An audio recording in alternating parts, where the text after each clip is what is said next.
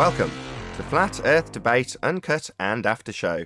I'm your host Nathan Oakley, and if you are new to this channel, or you've not done so already, then be sure to subscribe, hit the bell notification icon and join button if you'd like to become a Nathan Oakley 1980 channel member and keep up to date with the Flat Earth Debate.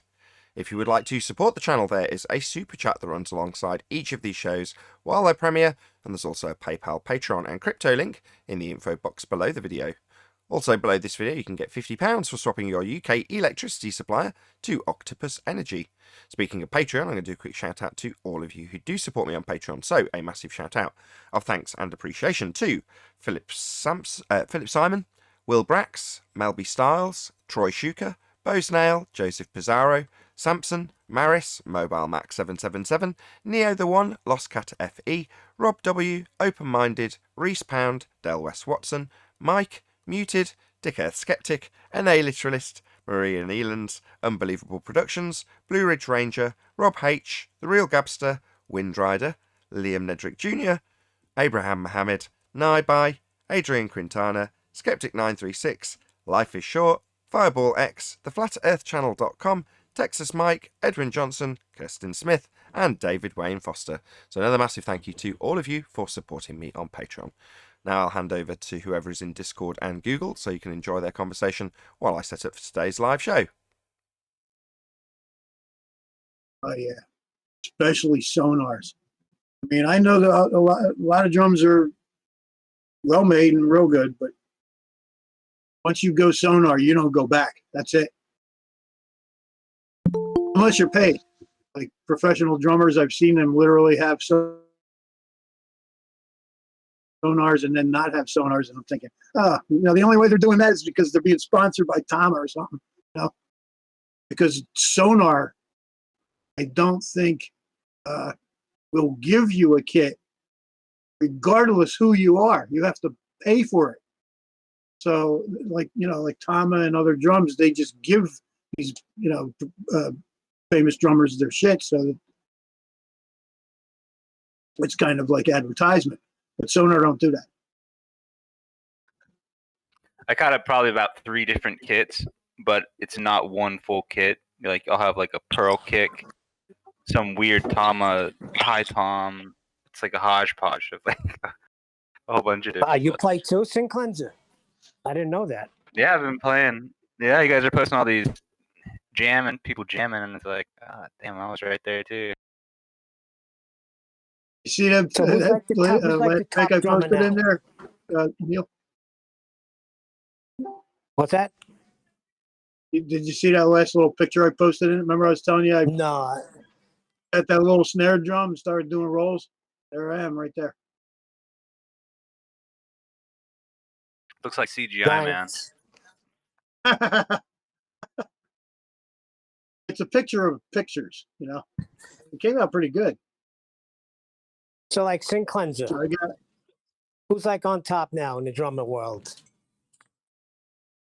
Who's on I top? can't name a drummer. I can't name a drummer in modern music that actually plays acoustic drums.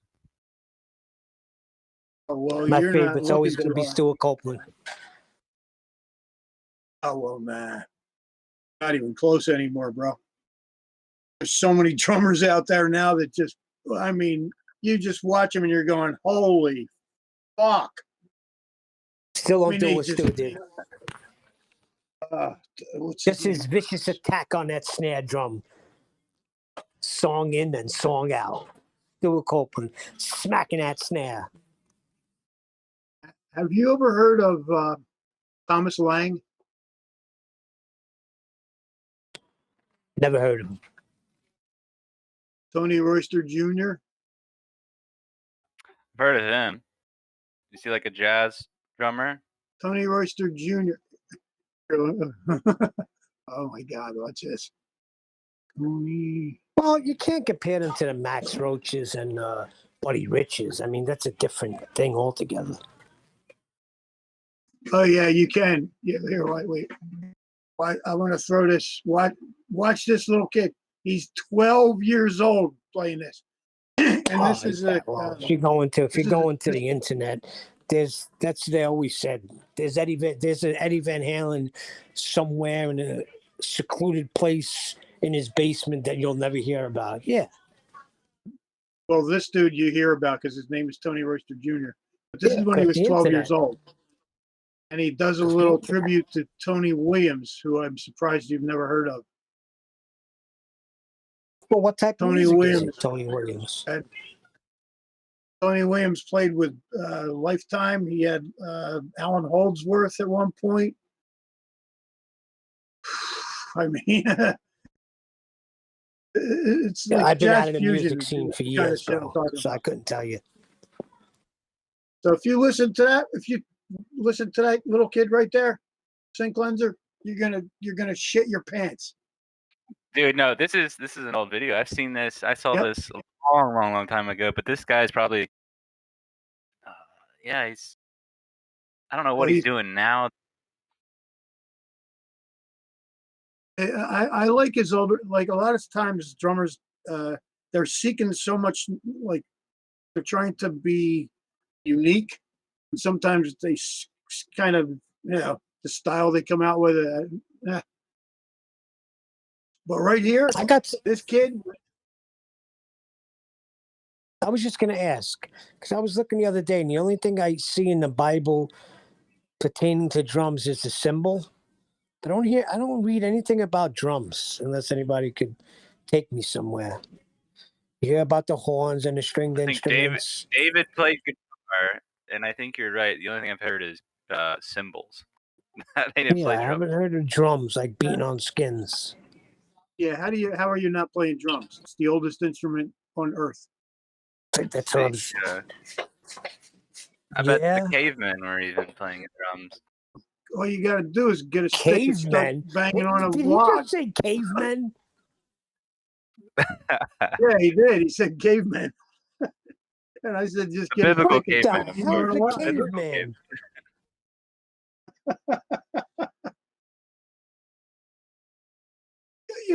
Technically, I think a lot of people back then were cavemen. You trying to But tell not me, in- Neil, no one lived in a cave? Right, that's what I was just saying. You know that's not what you meant. I think You some meant people, you some meant people you still meant probably do. Cro-Magnon man or something, or Neanderthal man. What makes you think people ever did? Exactly. How do we know they lived in Look, caves? if you've been in the forest before and you've been in a cave, it actually is one of the places you'd want to avoid. It's got bears, snakes. No doubt. Bats. No doubt. Come to think of it, yeah, it's probably a. No, but they probably did every now and then. Hang out in a cave for a night. Yeah, absolutely. And you take the cave over. The only cool Or cave human I know is in beings. the Lost Boys. See, human beings can make fire and chase shit out of the way. Even before we had guns and all that, knives, we had fire. Yeah, right. Fire was a weapon. And Robinson Crusoe would fit plumbing in the cave, but how would we go on? That's one of my favorite parts in Castaway when he finally figures out how to start a fire. Anybody familiar with that We movie? watched that the other day. My wife Yeah. did. My wife had never seen it. Castaway. Oh, So that was great. before she got into it, I don't think she realised that a good chunk, maybe 2 hours, is zero dialogue. Literally no words spoken at all. Yep. I just remember it being a big fire. FedEx commercial. Big FedEx crash at the beginning. It's like one big, Yo, that was intense. like a Though. one big FedEx commercial. Yo, that was intense. That scene. though. Yeah. I'm holding on to my chair watching that. Yeah, it was one giant FedEx commercial. Yes, that's right. But it also, at the same time, if you consider that the plane crashed, it's not really a great commercial, is it? Exactly. But wasn't that an intense scene? Am I alone on that? The what scene? The whole plane crash. I thought it was rather intense. Oh, it's epic. Was the Yeah, it's hold epic. on? Was the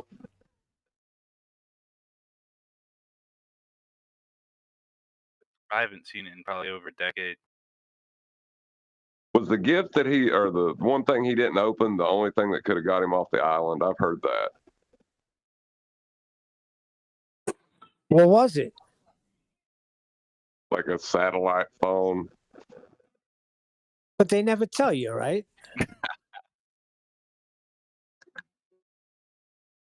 So 9 I months think it was ago, a somebody globe, made. maybe. So check it out. I just posted this little video. I saw this earlier.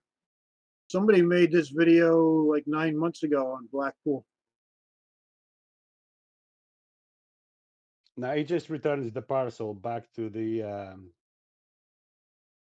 person that sent it in the first place. See, that's the dedication FedEx can offer.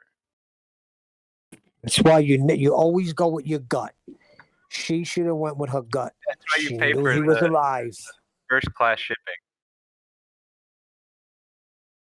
Right. Are you speculating that in the movie, when he takes the package back to the cute woman that just happens to be a similar age to him, you're saying that what No. she had ordered that he'd been on the island with in that package that he didn't open was a satellite phone for her on her farm?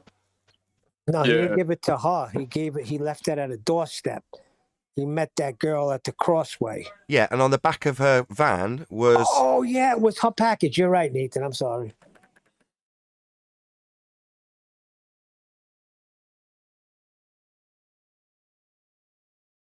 That was the I'm coolest gonna have part of to the movie rewatch for it. me. That Ford truck she Are was you talking driving was about beautiful. Castaway now? Oh, you've I spoiled don't my remember joke. that part. Say it again. No, That Ford truck. no, you've spoiled my joke. It's okay. Just pick up where you left off.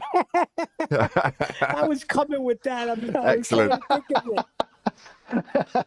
Now, my I joke was couldn't going to think be, of but the word the pickup. moment has passed and will probably get ruined now as well. But that's the most touching part of the movie, right? It's right at the end. He's, all the things have been resolved other than, his wife's got remarried, which is pretty heart-wrenching.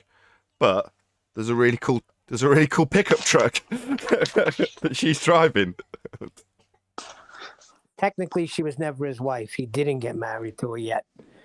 Oh, is he not? Was he unmarried? I didn't, because I ducked out while my wife was watching the movie. He a couple gave her of the days ago. ring the night of the accident. Ah, so they Well, weren't the night he married. was leaving. I didn't know. I thought they were. So when at the end I was like, well, surely she's still married to him though. She can't just go out and get married.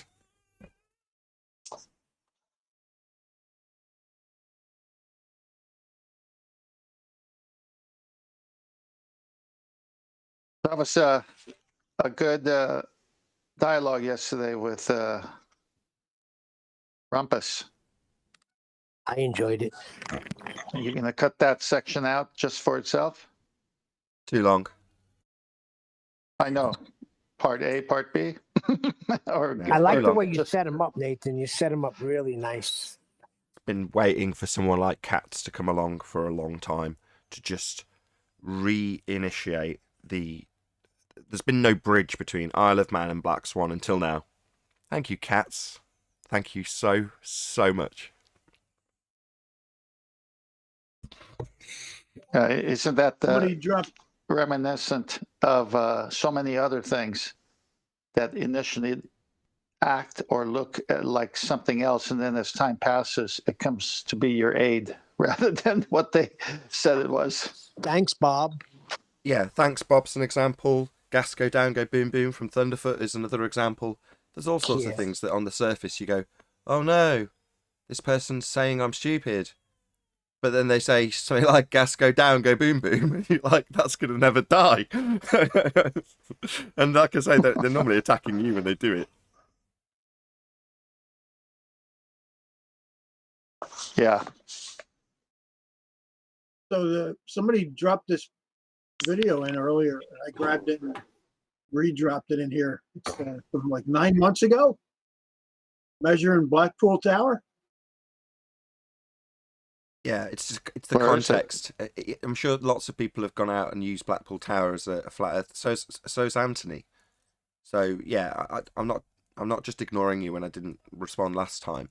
It's the context of the straw man they've wrapped it up in. So they're wrapping it up in a similar straw man to Walter Bislin, where you've got a flat earth calculator that's a claim that only perspective is accountable for things getting smaller into the distance and then disappearing bottom up. That simply isn't the case. But if you wrap it up as that simple a straw man, we'll exclude everything when we claim this is a flat earth model. It's like nobody is claiming that as a flat earth model. The only version is on Walter Bislin's website. So if you're going to claim that flat earthers are punting that as a model for you to debunk, they're not. It's merely a straw man. But to wrap it up in the package as a straw man with the Blackpool Tower in this instance makes it their quote-unquote white swan. It's got a name and everything.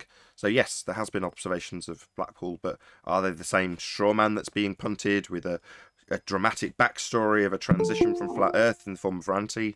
No. Sorry. Don't mean to poo-poo what you're saying, but yes, I know there's lots of observations of Blackpool Tower. It's just I like how funny you that- use Tim Osmond's what's all these 76 excuses.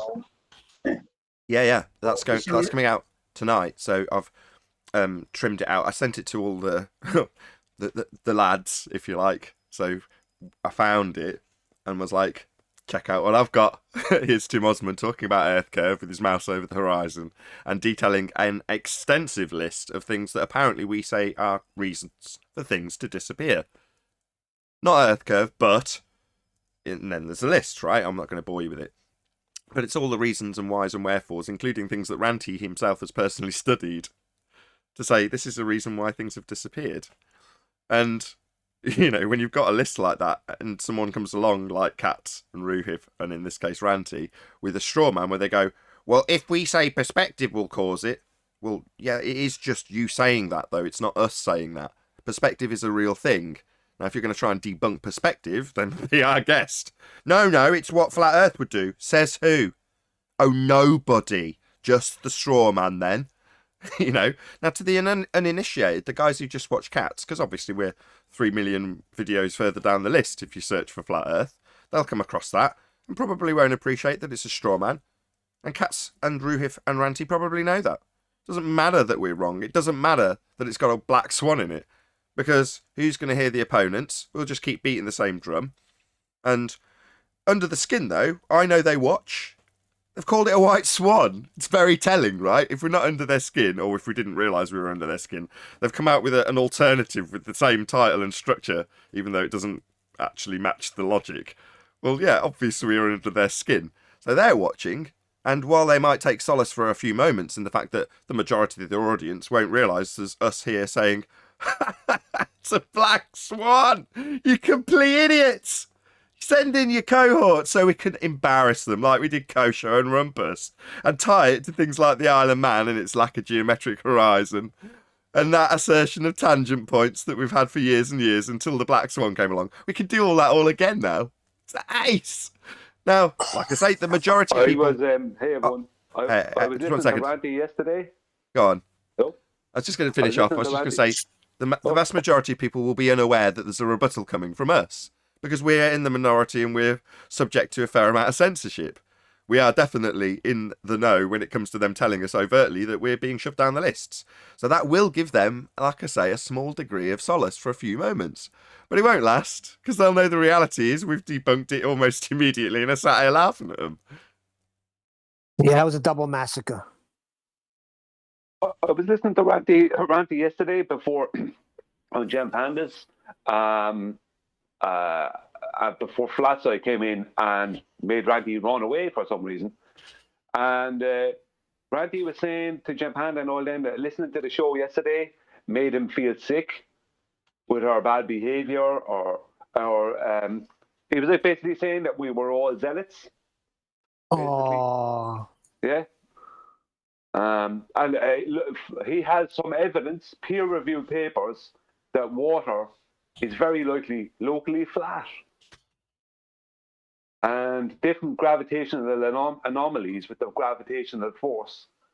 It means that water can be flat locally, but it's actually still a ball.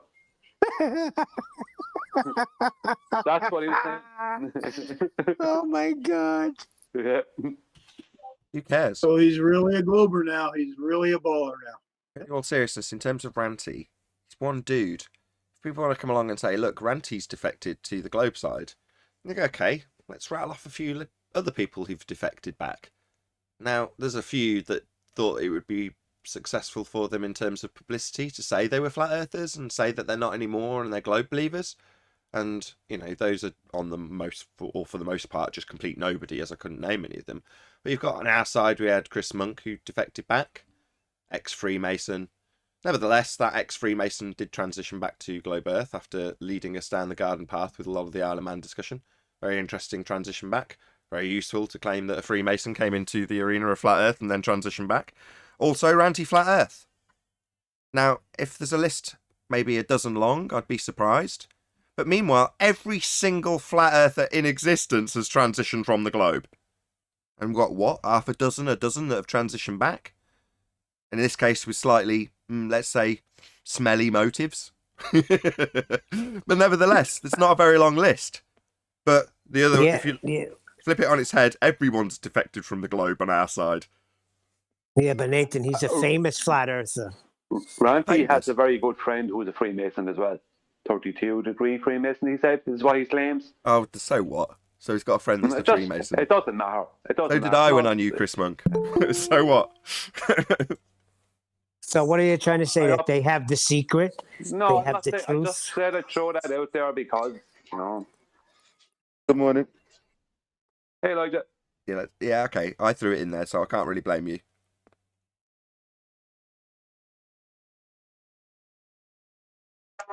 So you guys talk about the new Level documentary? We didn't get around to it yesterday. It did come up, but we didn't end up talking about it. More pressing. I tried to. It was all right. It's like having a full course meal without the meat, honestly, if you ask. But for normies, it's all right.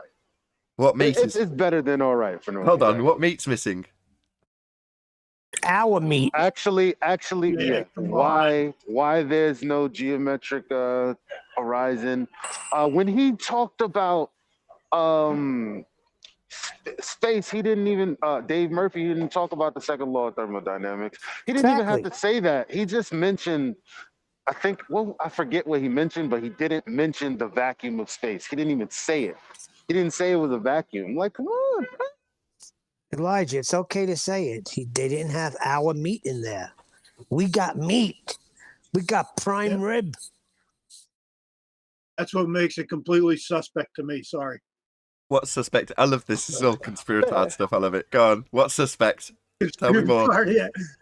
Yeah, it makes it suspect to me. I was looking at Santos Bonacci's behavior. I didn't like it. There were several comments that didn't like it.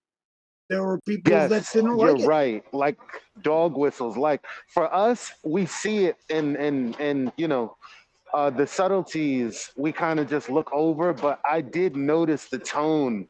And I was like, well, the information isn't new. All they did was compile things that we've all seen. Maybe some people out there should have seen that, but they didn't leave learning anything ultimately about the fundamentals.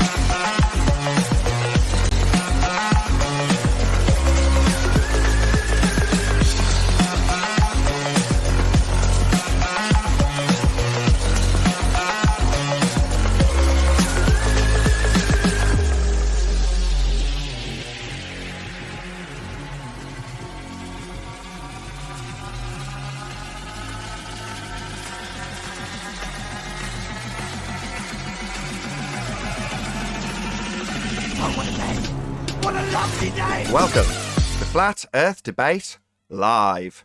I'm your host Nathan Oakley, and if you are new to this channel, or you've not done so already, then be sure to subscribe, hit the bell notification icon and join button if you'd like to become a Nathan Oakley 1980 channel member and keep up to date with the Flat Earth Debate. If you would like to support the channel, there's a super chat that runs alongside each of these shows while they are live. There's also a PayPal, Patreon and crypto link in the info box below the video. Also below this video you can get £50 for swapping your UK electricity supplier to Octopus Energy.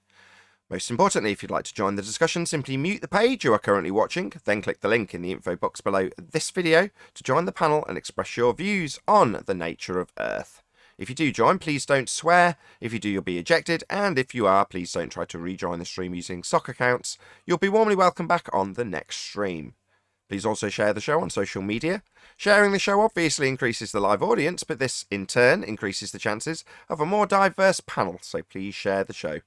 Now we are joined by Father of a Stolen Child, Neil, Brian's Logic, Elijah, 10th Man, Sleeping Warrior, and a whole bunch of people in Discord, so welcome one and all. Morning, morning. Hey, good morning. Hey. Good afternoon. Good morning, good morning. Any evidence of a physical, geometric, sphere-edge horizon formerly known as the curve of the Earth, or Earth curve? No. Not at all. Nope. No. Nowhere to be found. I just want to let you guys know that for the second day on the run, I've invited Ruhif to come on and explain his pain with respect to the White Mountains picture. And again, he's made an excuse saying that, oh, Nathan's this and Nathan's that. And the simple fact is he knows that he cannot join, because if he does present his mathematics to explain where the 1,000 feet of drop or whatever it is that is claimed, he knows that he's going to be bum smacked. But he's claiming that he's going to get moderated out of existence with regards to his argument. And it's not that, is it, Ruhif? It's just that you know that your maths is wrong and you're pushing people into nonsense because you want to make them believe that there's a drop there when there is demonstrably, evidently, and calculably no drop whatsoever. Ruhif, you are a weasel. Stop snaking away and get your ass on and show your maths and feel the pain of getting your maths corrected. Weasel. By moderated into all existence, does he mean we'll be asking him why he's using perspective exclusive feet and inches or meters values for his mathematics? Yeah. He doesn't. He wants to be able to say what he wants to say, it not get challenged, and then everybody go, "Oh, Ruhif, you're so wonderful." Yeah, he wants a chant. Yeah, Ruhif. Yeah, he wants to chant. Yeah, if you already know that we're going to ask why you're using angular sizes in a flat Earth straw man no one's claiming, and then using feet and inches or meters in your begging the question proof of nothing perspective hijacking Earth curve calculations, then that's why you don't want to come. That's just admit that. Your calculator's bunk, and you're scared of flat earthers. The tables have turned. We know it, Ruhif. We know the tables have turned. We are now setting you to task. So, for example, Ruhif, if you want us to play along, we can, like we played along with Kosho. And we can say, oh, did you think that your little straw man representation of what flat earthers claim, nobody's claiming it, was just perspective? Oh, check out this list with 87 things that are also supposed to be factored in. Let's start with weather.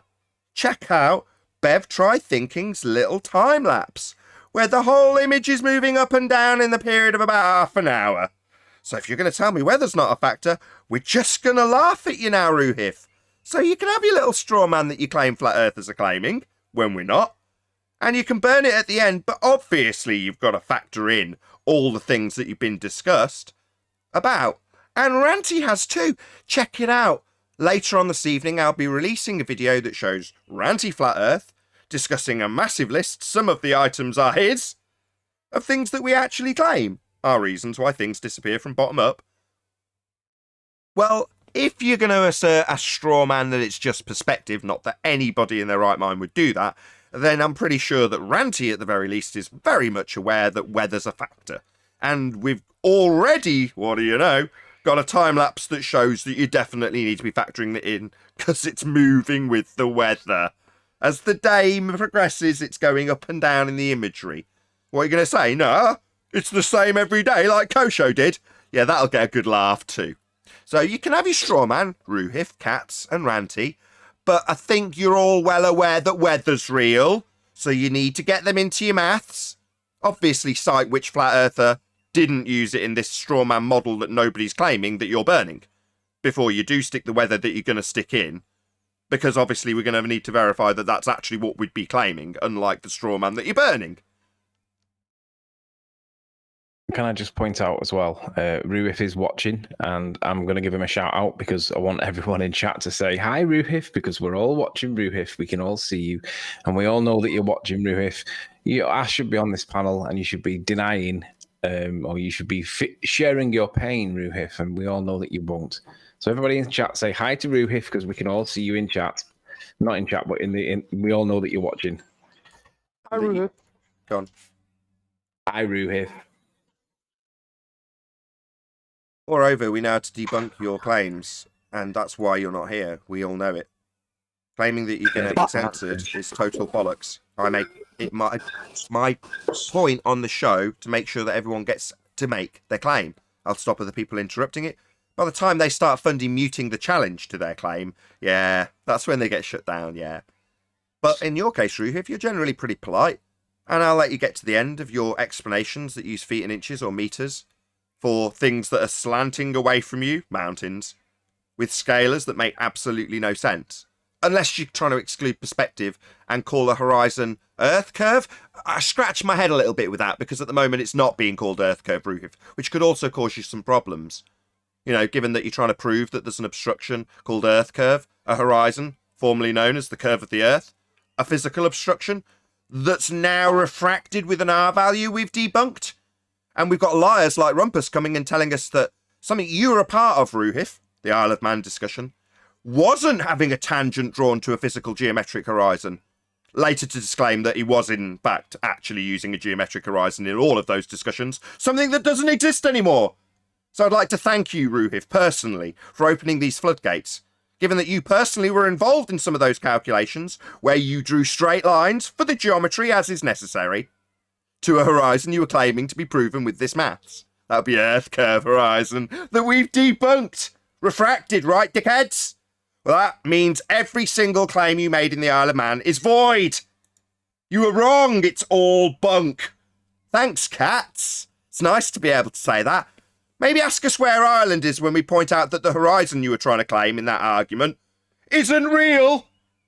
It's actually a second horizon that was never factored, never calculated, and in fact was used originally as a geometric position that you knew the targets were refracted because of their position with respect to that geometry that's now dead. So, let's rub our hands together and talk all about every single discussion that used that calculator and its physical claims of proof of Earth curve that's now refracted with a tangent that'll stop you doing the geometry at all. So, good lads, good boys, you've done so well, Ranty. Bet you didn't think you'd be getting this much kudos from me, did you? Wow, it's that bad, huh? Well, damn, that was quite a rant. Are you actually responding to some chat? Not at all. I'm responding with joy. It's been a bit stale, let's be honest. You know, I'm not going to lie. You get the odd one or two fundies that come in each week and want to rehash some old crap. Now, brilliant. We can go back and rehash it all. But the crap we rehash is globe death. That's what we're going to rehash. You know, a seeming neutral nobody wins at the end of the Isle of Man. That's all gone now. What was that you were trying to prove in the Isle of Man? That there was a physical Earth curve bulge getting in the way? Oh, no, no, no. Refracted, right? All right. Happy days, Arwin, is what I'm trying to say. Does anybody know what Does anybody know what the actual claim is? How much of like drop is meant to be claimed? Is it like 500 feet, 1,000 feet? Does anybody know what the claim is? We should don't really matter. Terrestrial refraction warps it all. Anyway. We don't even know. Sorry, we don't even know the correct observer height. We haven't got any of the original information of the original photographer. And I did, the original photographer, Kevin Jackson, I did email him, and I haven't, as far as I know, I've got nothing back so far. So, and I've heard three different versions of the observer height. One was 8 to 9, one was 8 meters, one was 9 meters. The one we got on the diagram was 19 feet. And now I heard Randy saying yesterday it was 12 meters. Perfect. Well, Sorry so- to interrupt. Sorry, I need to appoint or delegate an administrator. Who wants the task, please? Who can take notes? Oh, I wanted to just point out how that wasn't actually answering the question.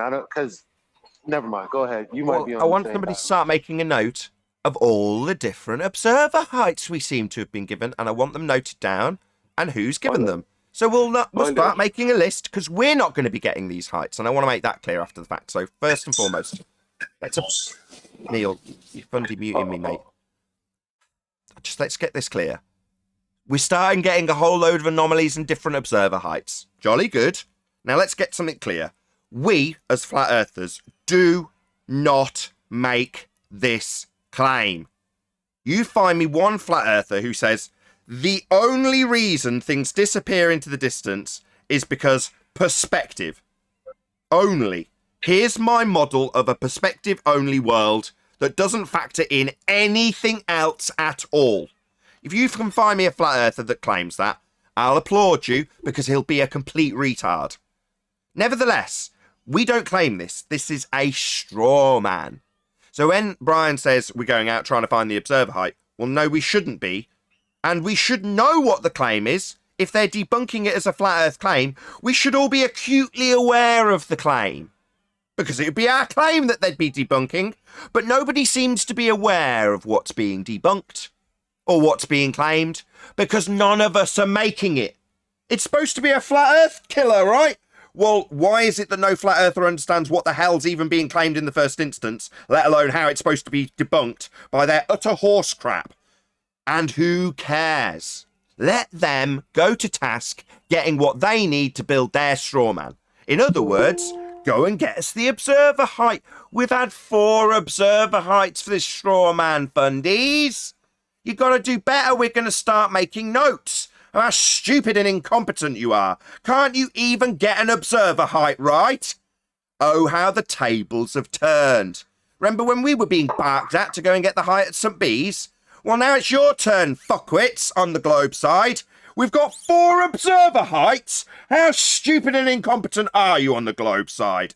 Get your act together and get us an observer height that's accurate. You're making claims that we haven't made to debunk using these observer heights, so you better get them right. Also, Kosho's already been set to task. Weather's real, clowns.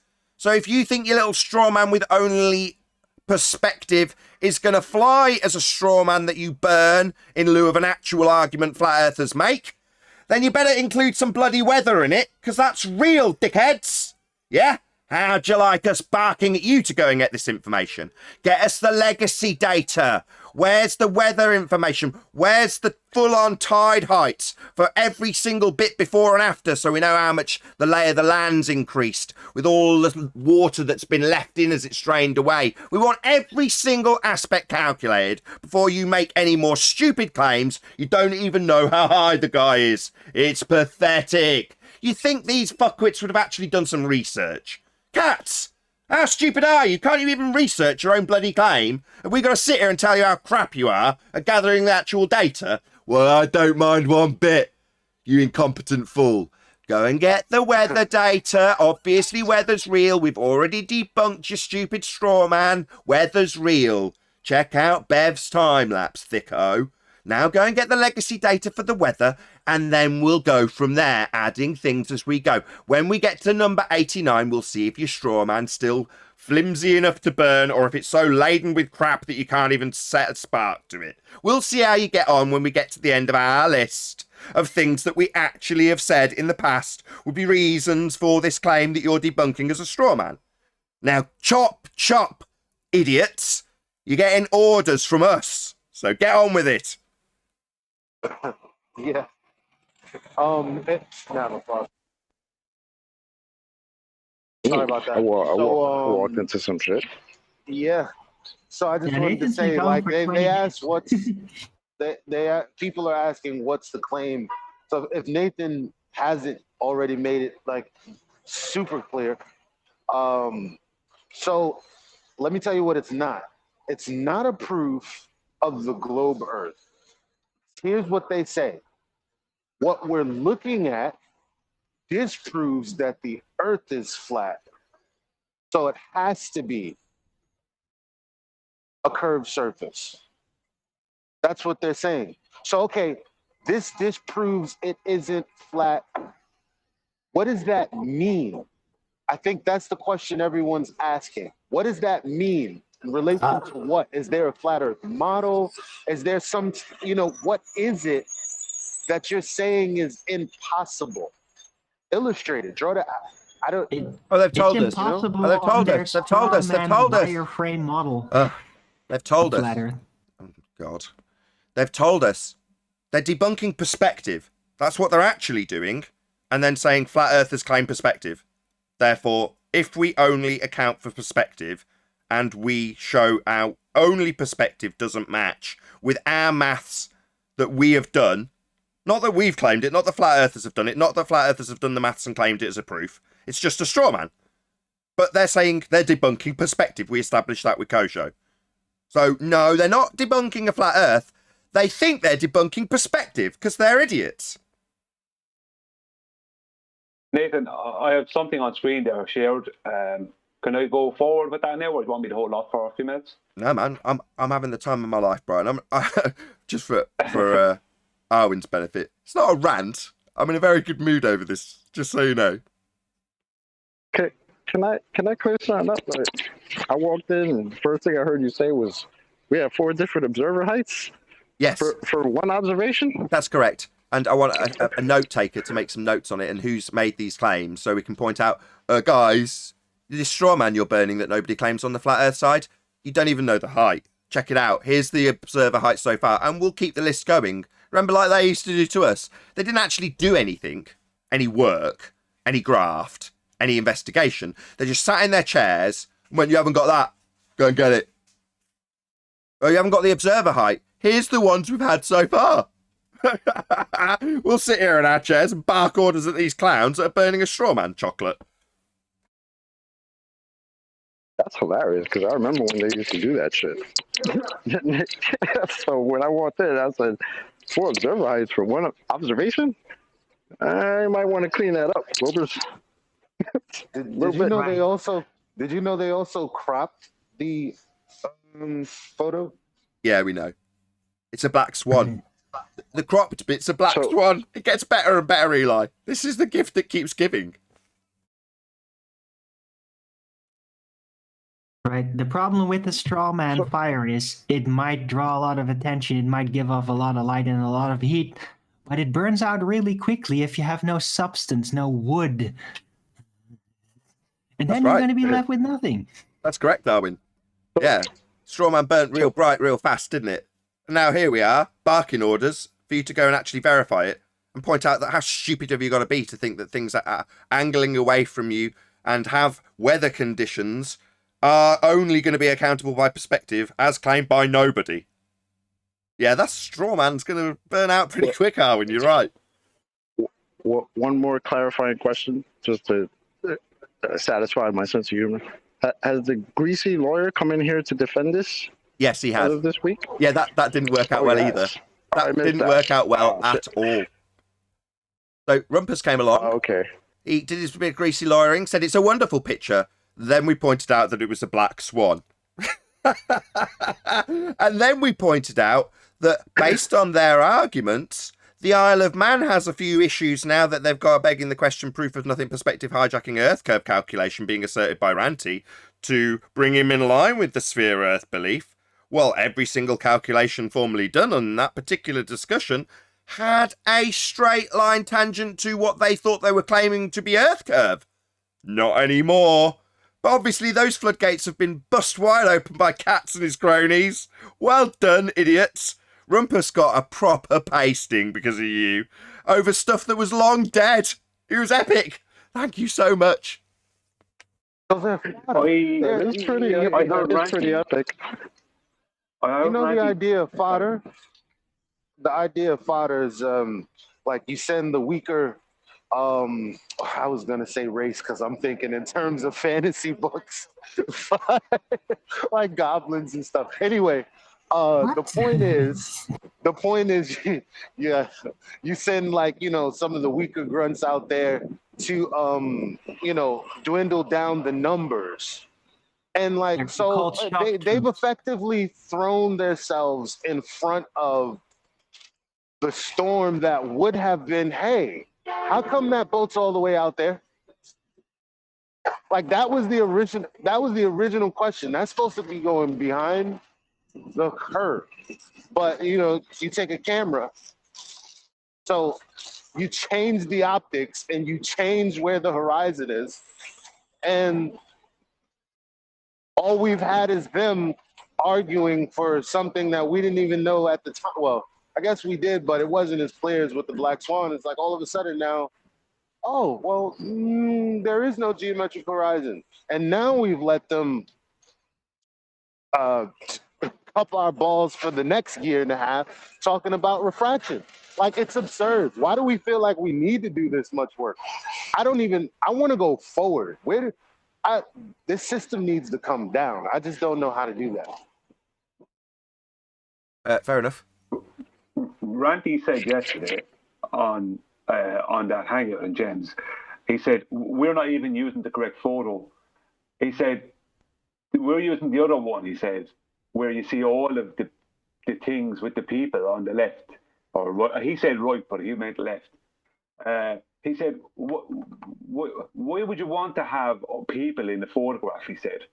Why would you want to have people in the photograph? He tried to make it out as if that was the photograph that was on sale, or the one that they had cropped or whatever. That was the kind of, he didn't say that directly, but it was vague what he was saying, but he was leading in that direction. But you can go and look at the very one that's on sale, and it's the full photograph. So he was saying that we were using the wrong photograph first and making a joke out of it, and then making excuses for why we're using the full photograph. I'm not using... Stop. Yeah. We're not using anything. Let's get it clear again. This is your straw man fundies, you included, Ranty. I'm not using any photograph. This has come across my desk, not the other way around. I haven't produced this. I haven't gone and got it. I haven't presented it. I haven't used it as a proof of anything. That's the point here.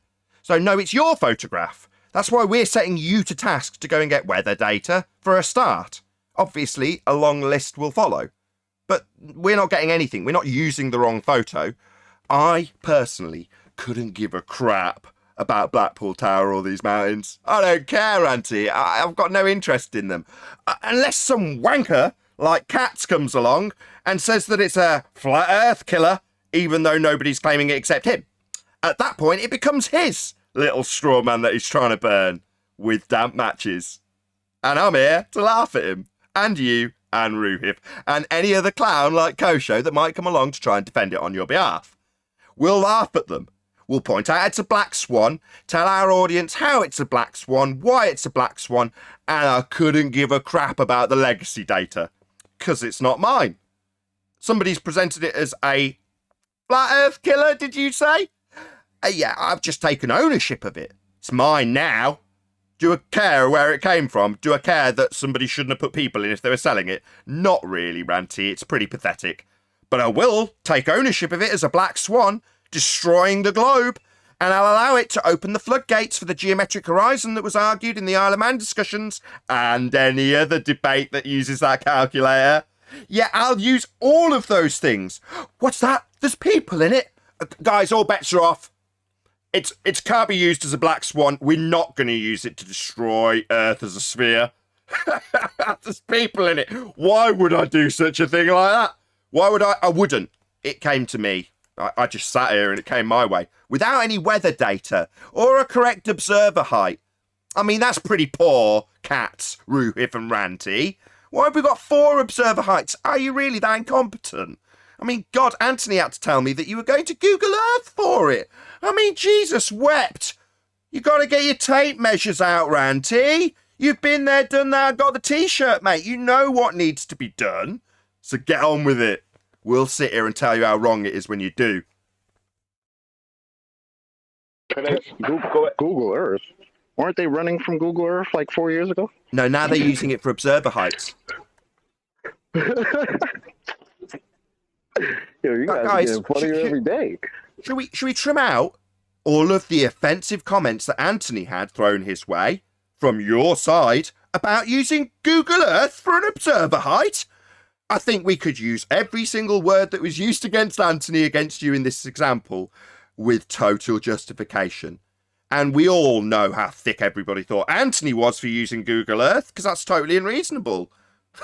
No. You're going to have to go out and buy a very, very good copy of Ordnance Survey Digital, and you're going to show us on there. Then you're going to verify it with a tape measure, like we had to, remember?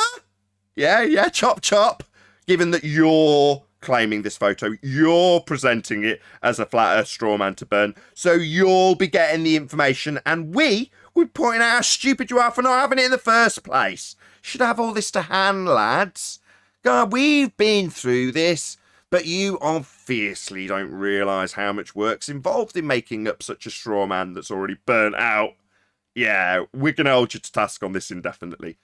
And every time we see you, we're going to ask you, where's the weather data for your little proof? See your thought disproved perspective? Where's that data, mate? Like, what's his name? Not Ranty, I was about to say Ranty, but the Rumpus. Where's that ray tracing for Anthony on his belly seeing, quote, shore to shore, end quote, the Rumpus? That's right, proving flat earth Rumpus, that's right. Where's that data? Remember when we had you over the ropes? Well, we're going to bring that up again now, aren't we? Yeah, it's been 3 years, Rumpus, of you saying you'd have it tomorrow. Dog's eating my homework.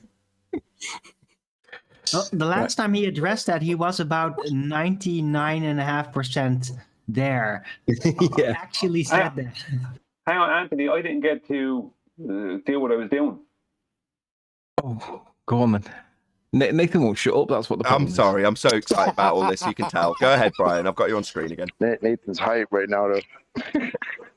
Because this is funny, though. I can't blame Nathan for being hype. This is hilarious. It's great. Go ahead, Brian.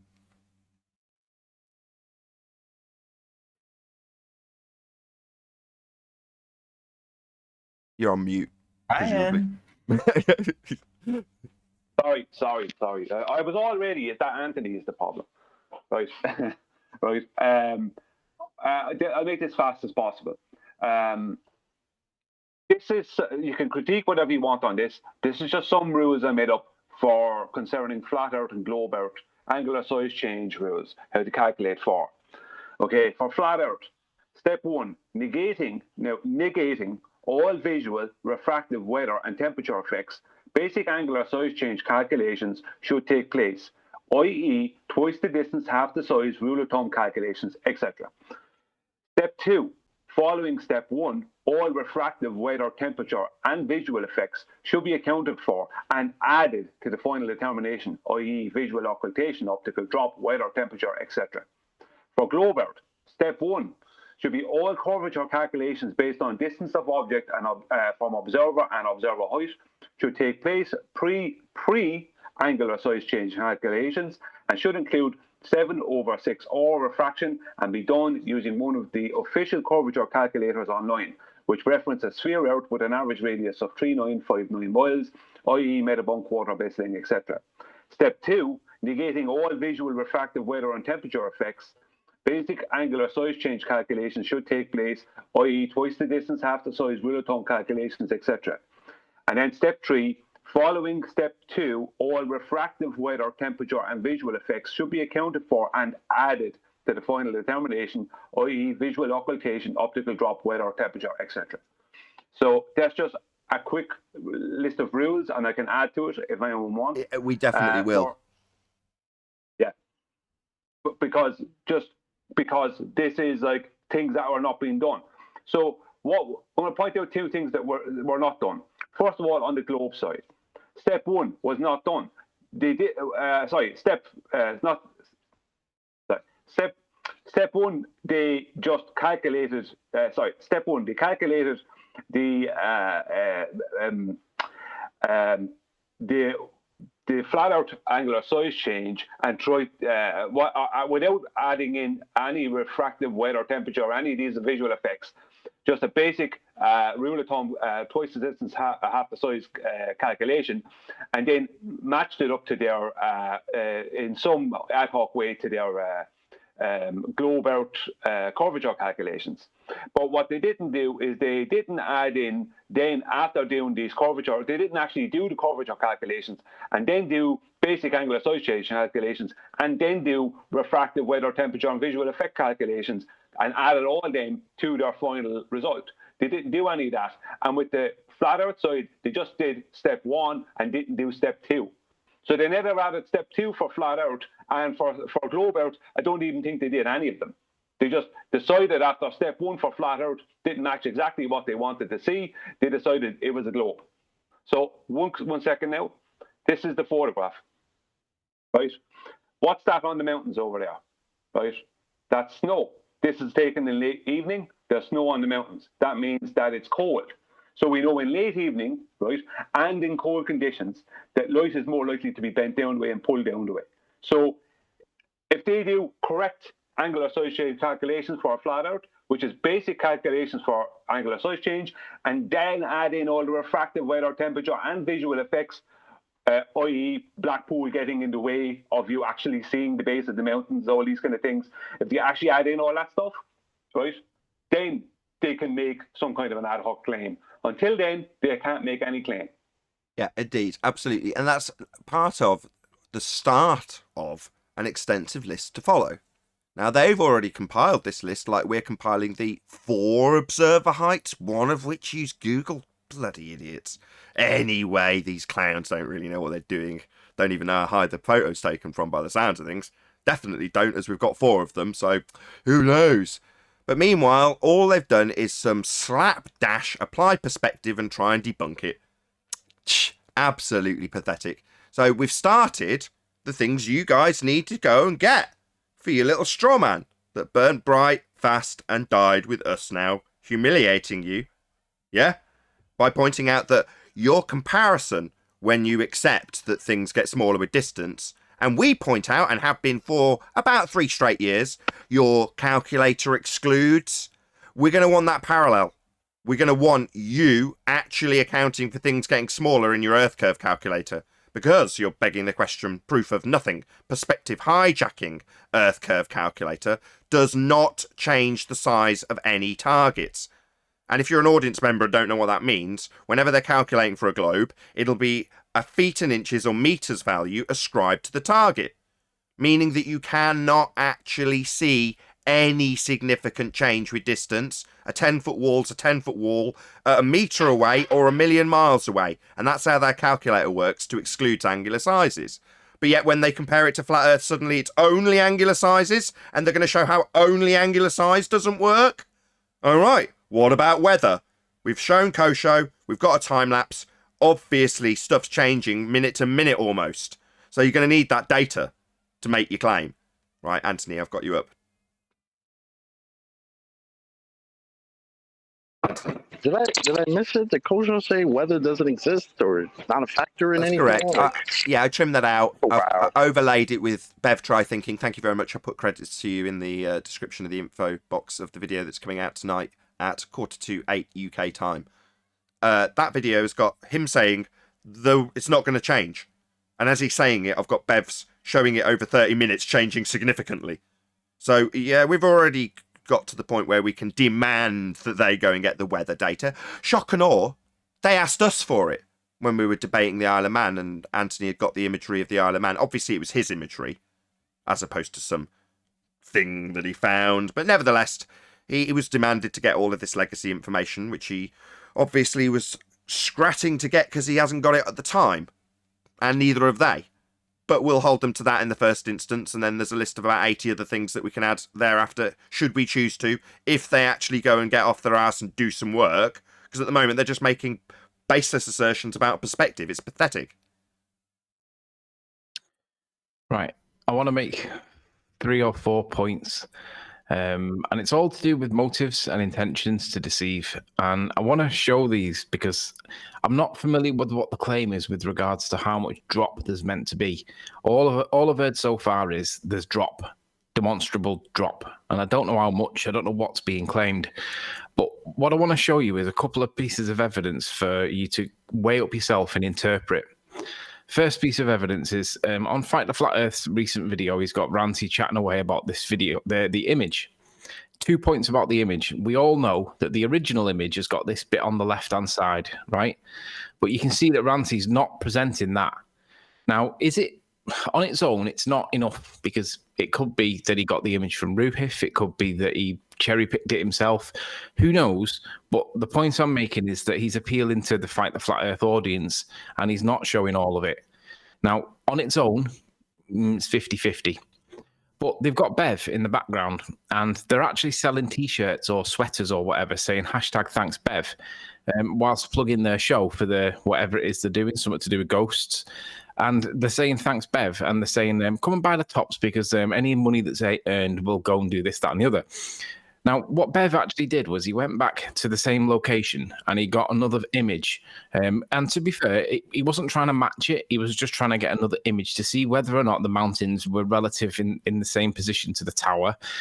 And his conclusion on the evidence that he obtained was that it was similar. They've credited Bev, thanks Bev, in a way that makes the audience think that Bev's proved something.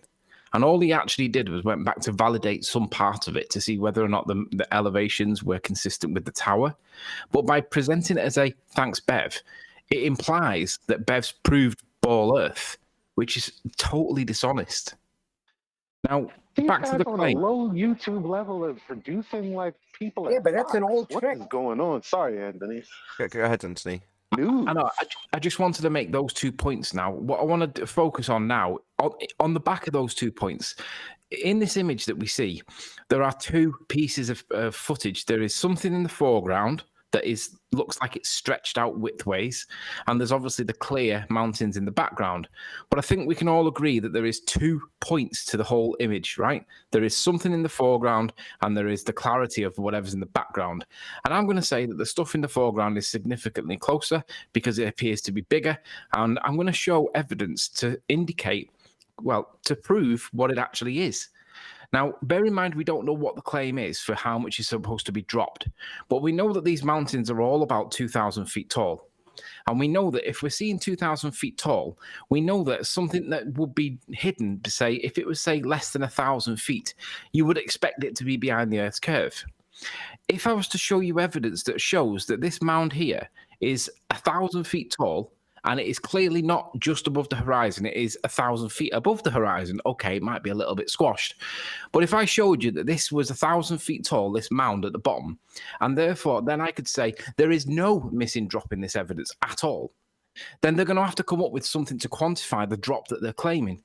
Because the mountains are 2,000 feet, I'm going to prove to you that this is only 1,000 feet. And if we say that that's 2,000, that's 1,000, plus it's a bit squashed. That's why it's not 50%. I'm going to say that the sea level here is the level Earth, the plane that we're living on. Oh. How do I come to this conclusion? Well, what I've done is I've put on Google Earth, I've put on the guy where he was at his observation point on Southport, and I've lined up with the Scafell and Scafell Pike, which are the 2 highest mountains in England. One of them Scafell, the other one Scafell Pike. Doesn't really matter which, but the point is that these are the mountains that are in the background. Now I want to draw your attention to this. If I zoom out here so you can see the whole line that I'm drawing, you can see what I'm referring to here now to do it. I've got obviously the observer. You can see the arrow as I'm moving up and down the line. It moves up and down. The observer's at Southport here, and as I move up the water, I just clip off the edge of the Blackpool town, go past that, and I start getting onto the water to where the coastline is. And now I get to the coastline, and we have a bit of relief elevation, right? We have this mound that's here, and this is 985 feet. So we'll call that best part 1,000 foot. But then, if you accept that there is going to be obstructing everything that's behind it because it's all lower than it, that bit there can't be seen by it. The only other thing that could be behind it would be this bit and perhaps this bit.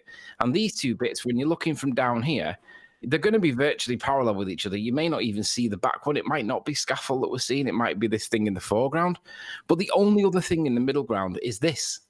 So what I want to do now is I want to zoom into this to show you what this is. Just before you do. Okay, you can feel free to do with whatever with the map, but the elevation profile at the bottom, Anthony, there's no drop in that elevation profile across that entire distance. This elevation profile is demonstrating it's a straight line. It's a flat surface. Straight line. Straight is the word. Horizontal would be the better word. Let's use the word horizontal. Between those 2 points, if you're going to describe what is occurring over those 2 points with a line of sight between the 2 peaks, you're describing it across a flat surface. So we will be using Google Earth as it shows Earth as measured flat. This elevation profile has no 8 inches per mile squared drop. It is showing it exactly as we experience it. Flat. Right, so don't run past my point because this is it. So this point here, I want to show people what this is, because if you accept that everything behind this up to this point here can't be seen because this mountain is blocking it because it's a straight line of sight to it, then what is this mound? Because this is the only other thing that's obstructing the view. Now, if this is less than 1,000 feet, and we know that it's in the image, then they're going to have some explaining to do. Now, that's where you can see where it is. It's there, isn't it? So let's just pull this over. There. We can see that that is 985 feet. So what is it? Well, if we pull ourselves down a little bit, we can see that there's a reservoir up there. So what do they do with reservoirs? They build them at high elevations, don't they? And what do we see? Oh, I'm just trying to get it in a little bit closer, but not that close. And what do we see with the land that we're looking at? You can see that it is a gradual, shallow hill.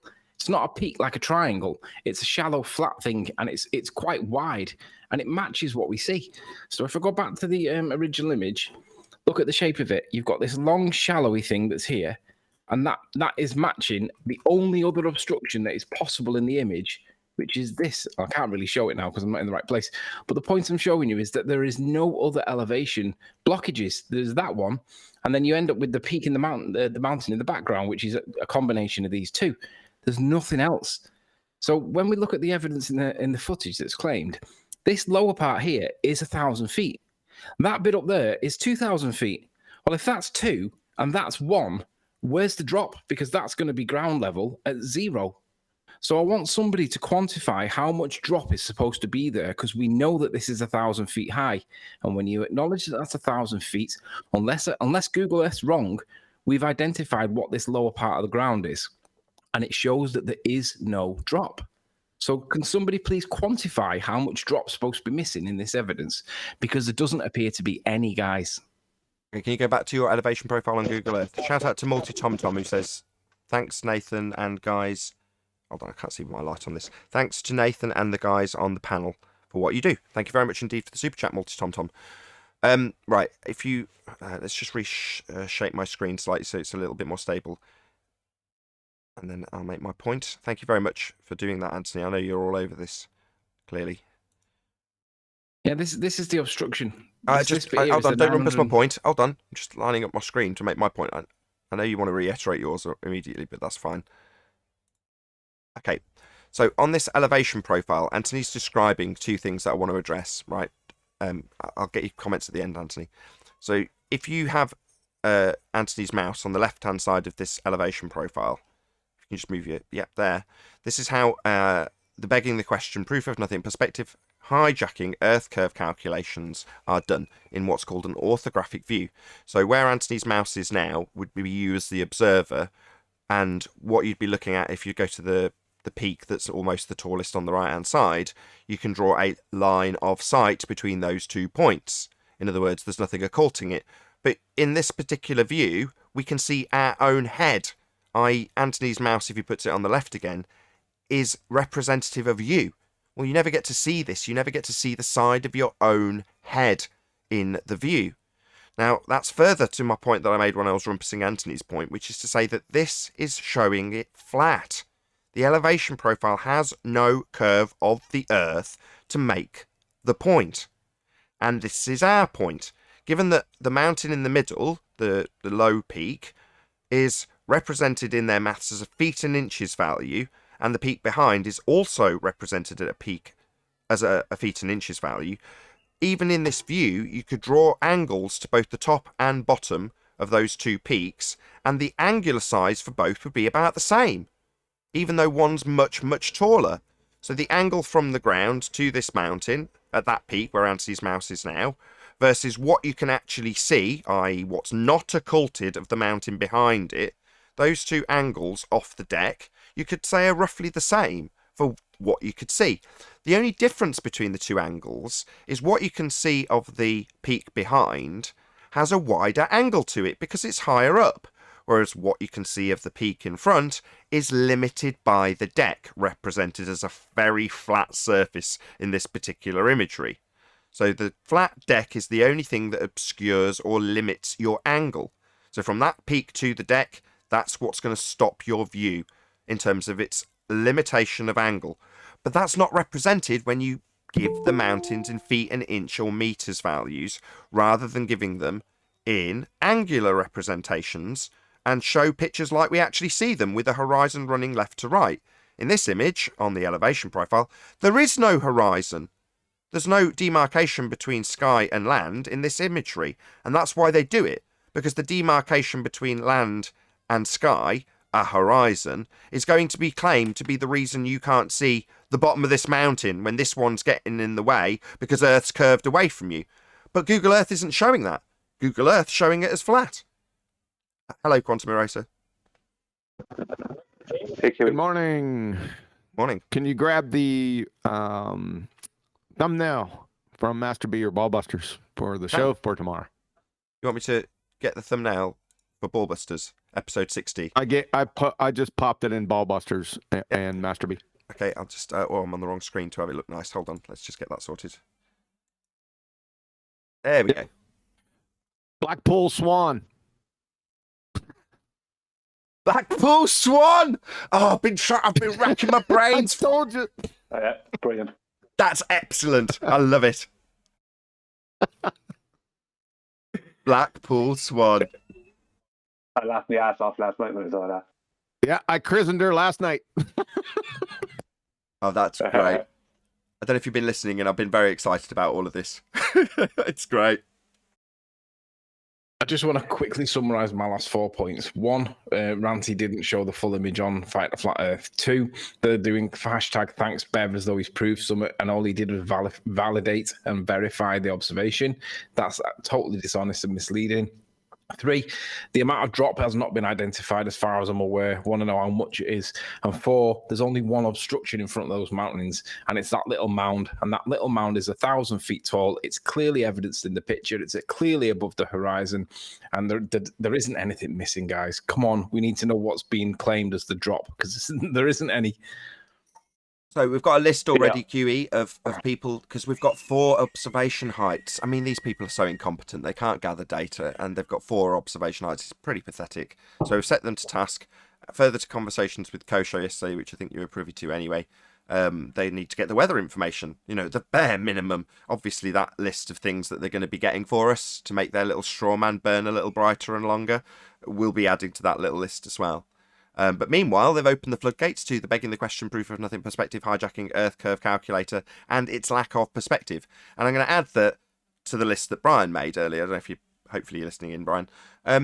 We've just presented in an orthographic representation how we're going to be making our claims in terms of how it would look, what's occulted with the mountains on a flat plane. That's what's just been shown by Anthony Riley. So I don't know if he wants to flick back to that particular view from Google Earth. I've got you up, Anthony.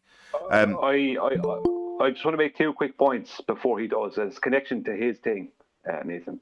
Okay, go ahead. If that's okay. Yeah. Very quickly. The weather and temperature here is obviously cold, like I pointed out earlier. So that's going to cause the mountains to be seemingly pulled downward. If you were in Bev's observation, the time lapse, there's movement up and down all over the place because the weather is not like it is there. It's not as cold as it is there. Whereas that there is cold with snow on it. So they have to take that into account. They have to take the weather into account when they're talking about angular size change, because after that they have to take in weather and all the other visual effects, everything. And on top of that, right, the reason I'm saying that is because that goes along with what Anthony was saying, with them trying to claim that there was some kind of drop after they've done their calculations. They haven't taken all these things into account, the cold weather, all these things, visual occultation, they haven't taken any of that into account. Secondly, this is the other thing, I'd like to see an elevation profile from the photographer that goes across Blackpool and then to the mountains. That's what I'd like to see. Well, further to that, Brian, that's why I tried to involve you in this particular addition to your list of things that are going to be required. Anthony Riley has just shown a representation, an orthographic view on a flat plane. That's what he's just done. Yeah, that's how it would be, flat. Because it was flat, and it is flat. Now, obviously... And it matches the observation as well. Yeah. Just guys, please don't rumpus this last point. So we are presenting what was tongue-in-cheek originally presented as being a flat Earth model. But how handy it is that we can now literally show you how it presents on a flat plane. Because that's what Google shows you. So that's how we will continue when we rip apart your incompetent nonsense moving forward. We'll also be saying, where's your model? Show us it in an orthographic representation with curve and drop, so that we can turn it 90 degrees into reality with a real horizon that's claimed to be Earth curve, and ask you about the perspective that isn't involved. So we're going to need your model. Obviously, we've got that aspect covered. It's flat in Google. But you haven't got that. So where's yours? We need the same thing as Google Earth, but with drop represented. So that when you've got an orthographic representation of the lay of the land and where things are in relation to heights of other things, very critically important when you build things on the level plane that we actually dwell atop. And that's what people use when they use Google Earth Pro. And it's flat.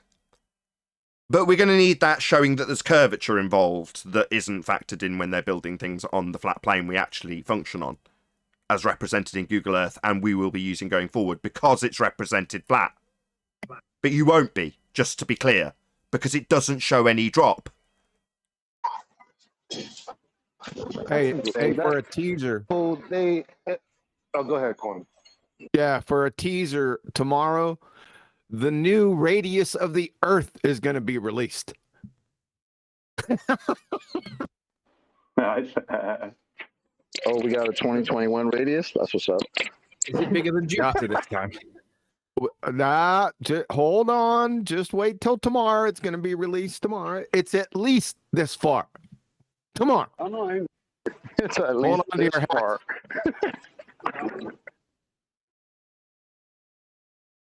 So isn't that crazy? If you're a globe earther out there, well, you might not actually deal with the labels and all that. That's for us, for the church level folk. But if you're just a person who's listening in, and you've heard, well, on Google Earth, they have an elevation profile in which from point A to B is basically a level plane. How do you feel? Like, why? It's Google, right? The Earth is a ball. Why isn't it curved at 8 inches per mile squared? Ask yourself that. That's why they put the drawing in the top part of it that shows the CGI yellow line map bending.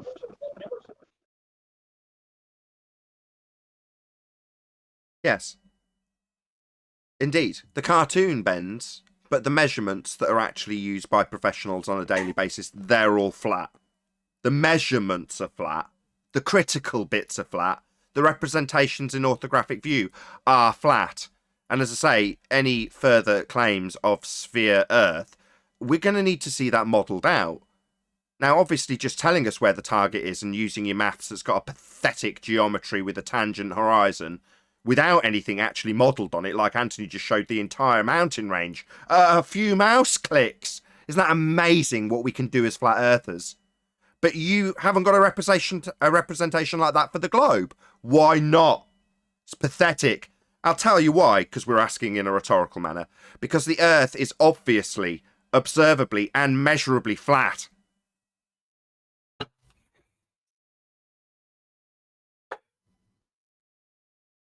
In a perfect world, wouldn't it be conducive for these guys that have made this claim, especially from what I'm hearing, Ranty, to come here and tell us about this, talk to us about this, especially being that, like, you started over here. Like, wouldn't it be like a great closure? Like, we finally proved globe and we've presented it to Flat Earth Debate, and we can shut it down and go our own ways. Like, what? Why is nobody here doing that? There's a reason why. I'm confused. They say we're too mean. Oh, feelings. Hey, last thing before. Hey, let me have the last thing before you close out, Nathan. Don't rumpus me, John.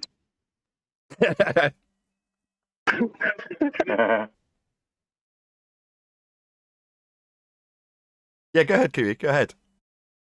Oh, are you getting ready to close out? I am now, but go ahead.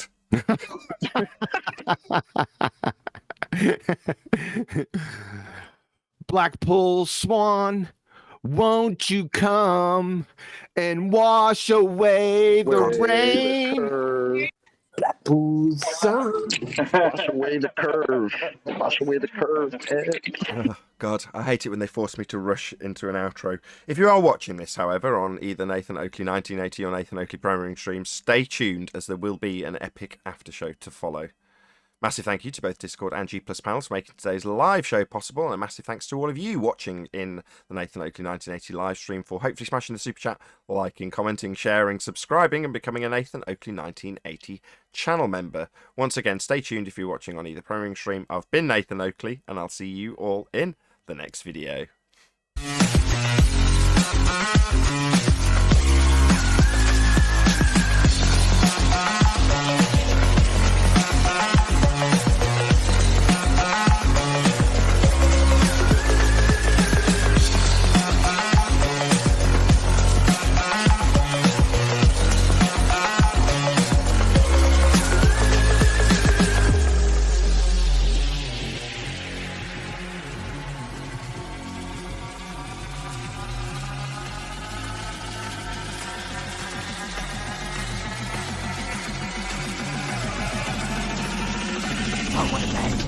What a lovely day!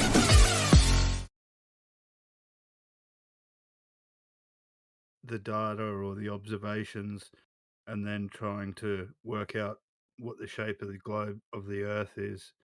It looks to me like they assume they already know that the Earth's a ball, and that they're looking at these observations just to reaffirm that, just to reaffirm. Oh no, that's Yeah, random exactly. shit. I got some. I I think they're was waiting talking for in the after Discord. show so I can pull this little thing photo that's going around. I was gonna pull it up to address it. I'll wait till Nathan gets back in. Yeah, so we can. Oh well, I guess. The Y'all audio whispering to each other? I can't hear shit. I would have hit a yo. Come on, Discord, wake the fuck up. They were About to talking. dismantle it. They were chatting away happily. It was who was it that was talking? George? No, it was Don. Don, sorry. Yeah, I was listening along, and just because you were in the middle of your chat, I didn't open the G Plus line. Go, Don, let's hear it. All right, cool. I'm gonna upload it in the chat. It is an image of a computer-generated image. Globers are tossing it around, saying what we should see. I don't know if you can see that, Nathan, but this is gonna be hilarious. I can't, but I'm sure someone will stick it up for me. Hopefully. We'll All see. right, cool. So, what they did, the top photo, if you look at it, right, there's an angle of where we're perceiving the buildings and the towers and the mountain. We're looking more up at it. The direction is up towards the mountain, up towards the towers. That's the middle one. Looks like it matches it almost accurately. Now, what they did at the bottom one is presuppose what it would look like on a flat Earth by increasing the altitude. Now, the observer's feet would be below the buildings. They would be looking over the buildings. That would be something like how if you were on a drone, like 200 meters, 300 meters high. So you can see the deception in this, period. Okay, we just didn't have the photo up to go along with it, unfortunately. Can somebody stick it up from G Plus? Anybody got it from Discord? It's very deceptive. It's in Skype. Nathan, the war room, whatever. In Skype. Okay. In Master B, presumably, yeah?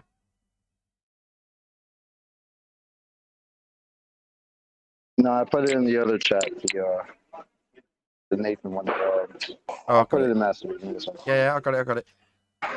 Deceptive is an understatement. It's a straw man. Like, whose man's is this? Whose pictures are these? Whose Earth is that? Not mine. I don't know what that. Right, but you see my argument how they increase the eye level much higher at the bottom photo. So the observer's angle will be looking down over the top of the buildings instead of up at the buildings. Yes. Obviously, this is the whole point with globe Earth mathematics. They're only accounting for it in Muppet vision geometry. So the physical obstruction will change based on your observer height. That's the whole point of the modus tollens argument, to take that assertion that they make in terms of your obscured vision by way of Earth, curve, horizon. That's what they're asserting. Well, by doing that, the height of the image doesn't change in terms of its feet and inches value when you raise in elevation. Only your tangent point will move as you raise in altitude. But that's only applicable in orthographic view. In reality, as you get higher than the tower, you start looking down on it. The angle changes completely. So it's not just the angular size, it's also what I originally described as angle of attack. You know, I think the actual perspective term is foreshortening. But nevertheless, the point is that it's not just how wide is your angle to the item, it's how much of your angle is obscured by the deck, and that's also going to be dictated by how high off the deck you are versus the target. So there's all sorts of things. I mean, to go through the entirety of what is involved to calculate this stuff, just to describe it took Life is Short 3.5 hours with me and Ranty. Now, I've got those presentations in terms of the relationships of angular relationships, only angular relationships. Now, when that presentation was done by Life is Short for me and Ranty, he was quick to preface that what he was describing is actually, in real terms, a very, very, very small factor. Now, obviously, perspective's real, and yes, it's in some instances can make up the bulk of what you can or can't see if something in the foreground's blocking your view, occulting what's behind it. But that said, when you're looking over these long distances and describing things being blocked from bottom up, if you were to ascribe that to perspective, you'd be a fool. And he was quick to point that out. Life is Short. He's one of my Patreons. And he said, with Red Pill Philosophy's imagery, which he took over a fairly significant distance, maybe 20 miles plus, he said it was such a clear day, and the temperature in relationship to the water he was looking over and the air itself was so close that you had got basically no interference. It was crystal clear over a very long distance. And he said that's the closest he had seen ever to it being an image that you could say, this comes reasonably close to being able to just describe it with the mathematics of perspective. Even then, that's a push to say because there's other things going on. But because it's so clear and there's so limited difference between the air temperature and the water temperature, and everything's just lined up in such a perfect way that everything's crystal clear. And in that very exceptional circumstance, he could start using it as an example for when only perspective can be exampled in terms of angular limitations and bottom obstruction. And it was really, really, really small. You know, it's a very far distance when you got that effect. So it's certainly not something that in isolation you would claim is the way the flat Earth works. It's this, back to this straw man that's currently being asserted. But people who have actually got a bit of gumption have gone out and actually researched this stuff to the level that Life is Short has, and he's been kind enough to share it with people like me and Ranty, I might add, which just brings a big smile to my face, because Ranty, well, he's heard this stuff at the very least. Whether or not he understands it's a different matter, but he certainly heard it.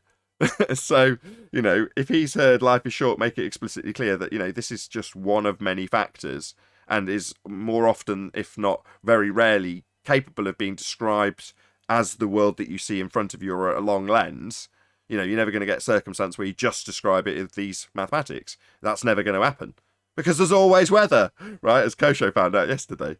Anyway, that's my rant over. Could I point out some stuff about the diagram? I think it was Don that shared the diagram. Yeah, go ahead, Philip. Go ahead. The photo on top. Yep. There's some very, very, very obvious problems with this. First of all, at the one at the bottom, for the two diagram parts, the main thing they've left out, which is very telling, the number one thing they've left out was the greater Blackpool area. They put in the tower, the Blackpool Tower, and the other spire thing there, and they have them from the base to the top. And they also then have a camera that's looking almost basically at the bottom of the camera. It's kind of coming in at the bottom of the tower and the bottom of the spire, just at where the water appears to meet the land there. And then they are bringing down the mountains behind it, behind those two things in their green image, the second green image up, and then they're showing the actual image above that, and this is their claim of proof. But they are negating, number one, right? They're completely leaving out, like it's totally obvious what's going on here. They're completely leaving out Blackpool. Like the tower and the spire are just two parts of Blackpool. The Blackpool, Greater Blackpool, that you can see there is occulting the photographer. So he has no choice but to tilt it up a little bit. That's the angle. It's a known thing with photography. You have to do that. That's what it causes. So just like in the demonstration I showed in the past few days, that's what happens. It gives the impression of something in the background basically dropping down the way. It's just an impression because you can't look at the base of it. Perfect. Yes. Brian, another thing to add to your list. Not only do they need to model it in some sort of coherent way with drop that will obviously violate what Google Earth says, but nevertheless, not like our modeling it flat.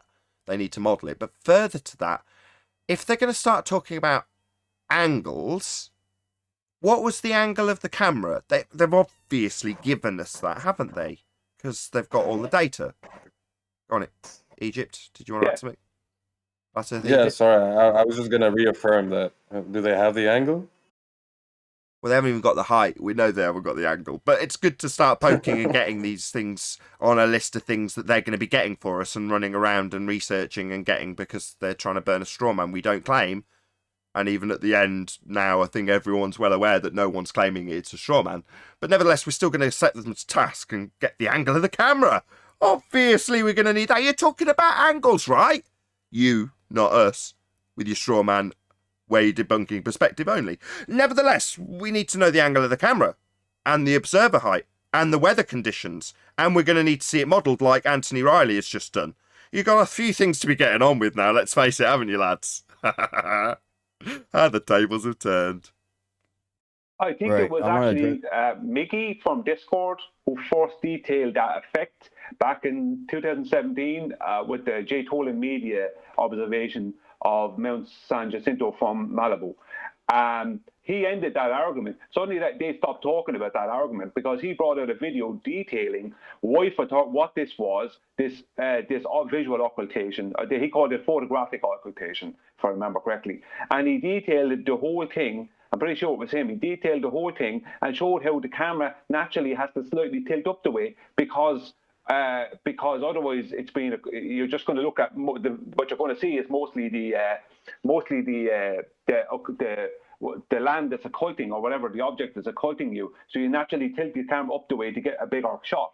And the adverse happened in the Mark Brett photograph from the Pyrenees to the Alps, where he had to tilt his camera down the way, because otherwise, when he was looking in a straight horizontal view, he would only been seeing the tip of the mountains at the bottom of his shot. So he had to tilt the camera down the way to get the whole of the ocean between the Pyrenees and the Alps, and get the Alps then with it. So it depends on where the camera is, whether you'll have to tilt it up, tilt it down, or keep it horizontal. Indeed. Is somebody getting this down as a list? Because this needs... I need to be less lazy. Have a pen. I thought Brian was doing the list. Just let me get the list down. My version of a list is getting it documented into this microphone here. So we've got... I haven't gathered the data. We need the people who've given us the 4 different elevation profiles, at different heights, my bad, that they're giving us for this observation. That's completely poor, but I won't harp on about it. But 4, we need to know who they were and what the heights that were given, so that we've got an accurate documentation of just how bad they're fucking this up. So that's the first thing. Second thing is, Anthony's at a pinch just showed a model with it working on a flat plane in an elevation profile with no drop. Flat. Yeah, like the world is, as shown in that model that Anthony presented. Anyway, we're going to need that. That needs to be shown. We need to see it with drop at 8 inches per mile squared with an accurate elevation profile matching that. That's going to piss in the face of Google that shows it flat. So that's the next thing. Further to that, the weather conditions on the day. Yeah? Now, obviously, you guys can't be so stupid as to assume that we would ignore weather if we become flat earthers when you burn this straw man. That's ludicrous. Given that Ranty's been a part of that, it's nice that everything we can say you damn well know, we can say you damn well know because you've got Ranty next to you. And he's supposed to be on your side. And if he hasn't told you, or like Ruhif when he was sat here debating this stuff like Tangent Point Horizons, you're going to be put to task because you know what you know. And it's documented for all to see if you lie about it. So, this list's getting longer and longer. Weather's going to be definitely factored in. And no, we're not saying what is weather got to do with perspective. No flat earther in their right mind would claim that only perspective causes this. And Ranty sat through a 3-hour presentation from Life is Short where it was detailed and made explicitly clear that this is only one of many factors. Further to that, Tim Osman and Everett Anson have got a nice long list of things that we've made explicitly clear would be included. And weather was definitely on that list, so you're just poor researchers. Also, we're going to need to know the angle of the camera. If you're going to be talking about angles for your straw man that no flat earther's claiming, then if angles are what you're talking about, what was the angle of the picture? If that's what you're bloody using, you poor researchers. So chop, heights, models, angles of camera, weather conditions. We're going to need it all. Last but by no means least, and this was done by Brian, kudos for him for getting it down on paper, every single one of these things that you now accept when you toddle along to get them for your straw man that no flat earth is actually claiming, needs to be applied to your begging the question proof of nothing perspective hijacking earth curve calculator, because that perspective hijacking earth curve calculator uses meters and feet that don't change with distance, as Ruhif's very much aware, and is therefore too scared to come on as a result of. So that's going to need changing also every time you go and get one of these things for your straw man that's already burnt to ashes. I'm confused. I got one question. First, they tell us that we got a list of reasons other than Earth curve. Now they're telling us we only claim perspective. I'm confused. Yes, a straw man. We also have another one. We need the observed actual angle measurement from the observer, wherever he was. We kind of know where he was, to Blackpool, and the actual observed angle measurement to the mountain behind. I can't wait for that. Sorry, can you just clarify what when you say actual as opposed to extrapolated? Can you explain precisely what you mean by that? Thank you. Yeah, the observed actual angle. We need either a theodolite or a sextant, where that gentleman was, whoever he was. We need the actual angle measurement, not the one they conjured from the distance and the heights. Oh, no. We need the actual observed angle. Yeah, chop, lads. Here's my question, guys. Go on, why are you guys even giving this the time of day? Why? Because it's a black swan. It destroys the globe. It's a Blackpool swan. But I mean, no, I don't mean like that. So I feel like you guys are giving it too much attention, and they're trying to use it as a flat Earth or a globe Earth proof, right?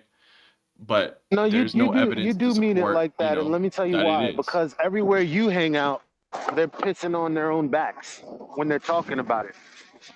And in that respect, it's like, yeah, why even talk about it if you're just gonna fucking jump through hoops with globe earthers about absolutely nothing? Was that your point? No, that's not what I was getting at. For me, this thing it highlights the hypocrisy of the globe Earth thing. So, for instance, with the black swan, they say refraction is causing that, and they hand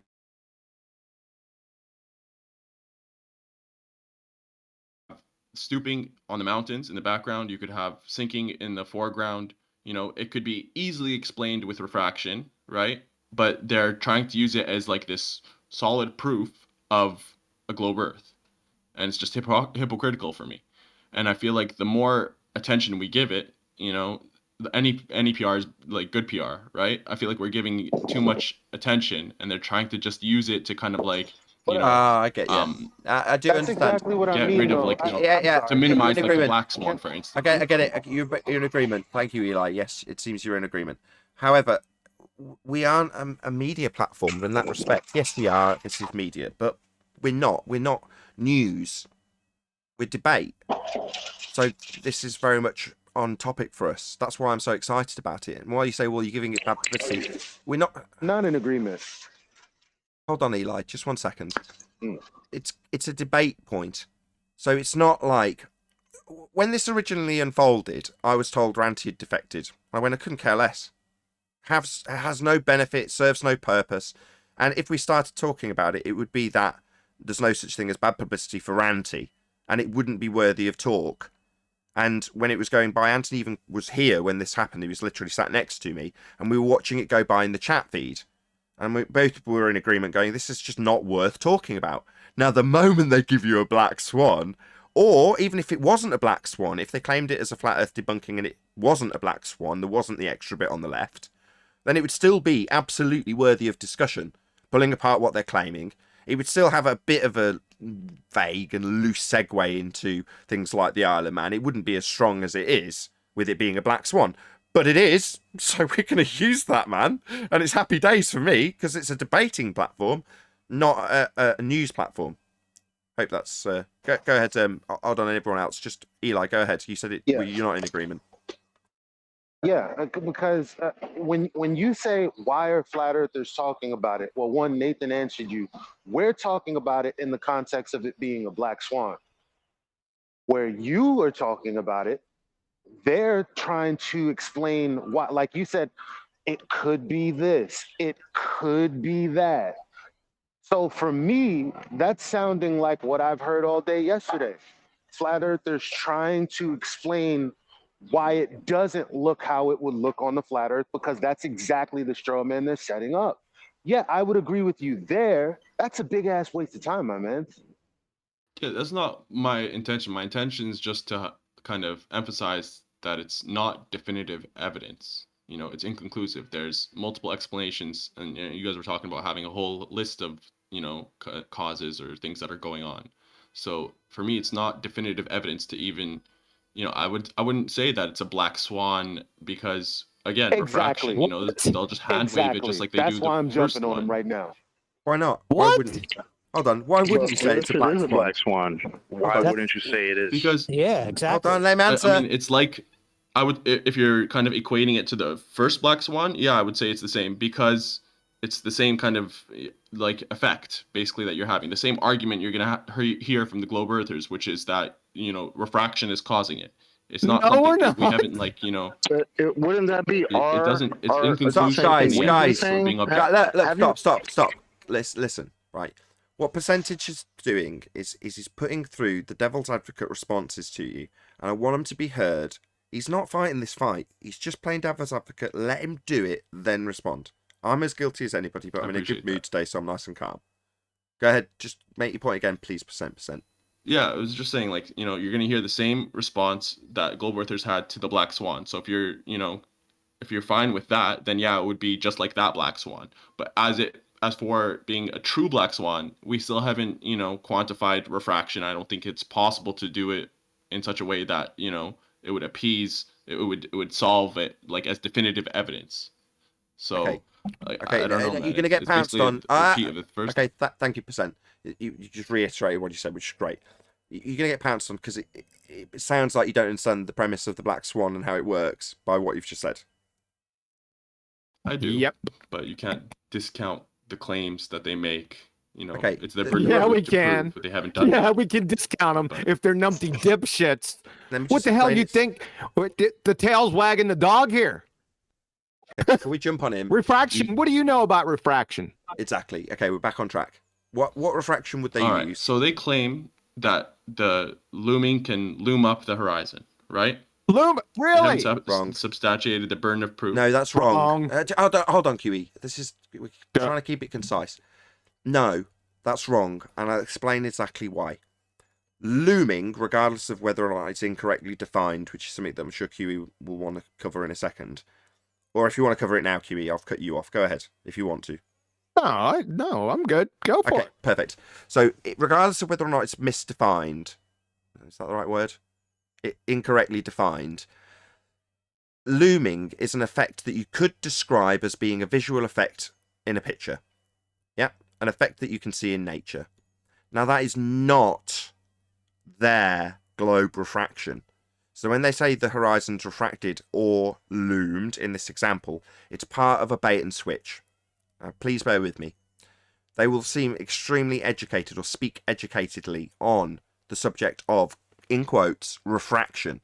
Things that you will see actually occurring in potentially your day-to-day life, depending on who you are. At some point, they will then switch that briefcase full of actual, real, in-the-air effects to a radius value based refraction called terrestrial refraction that operates in the atmosphere, sphere-shaped air. So you've gone from what you see in reality to what happens in sphere-shaped air. And what happens in sphere-shaped air that they call refraction is actually terrestrial refraction in an atmosphere, sphere-shaped air. Therefore, once they've performed the bait and switch, told you, well, things can loom. This is the trick. Do things loom? Let's assume that it's correctly defined and you say yes. Yes, things do loom. Well, the horizon's looming. Is it? Yes. Here's my maths to show you how. And it will involve R. And they'll use terrestrial refraction through an atmosphere, bending light through the sphere-shaped air, when they've told you it's looming, which is something completely different. So it's a bait and switch. Now, I'll make my conclusion. Does it even need to get that I'm nearly there. Make my conclusion. They're refracting it with an R value after calling it looming. Bait and switch. But the R that they've bait and switched you with is debunked the moment they move the horizon. Because the R is derived from the horizon. The geometry itself relies upon having a tangent to it. A straight line to that tangent point, horizon, they call Earth curve. And in the Isle of Man discussion, that's what they were arguing for.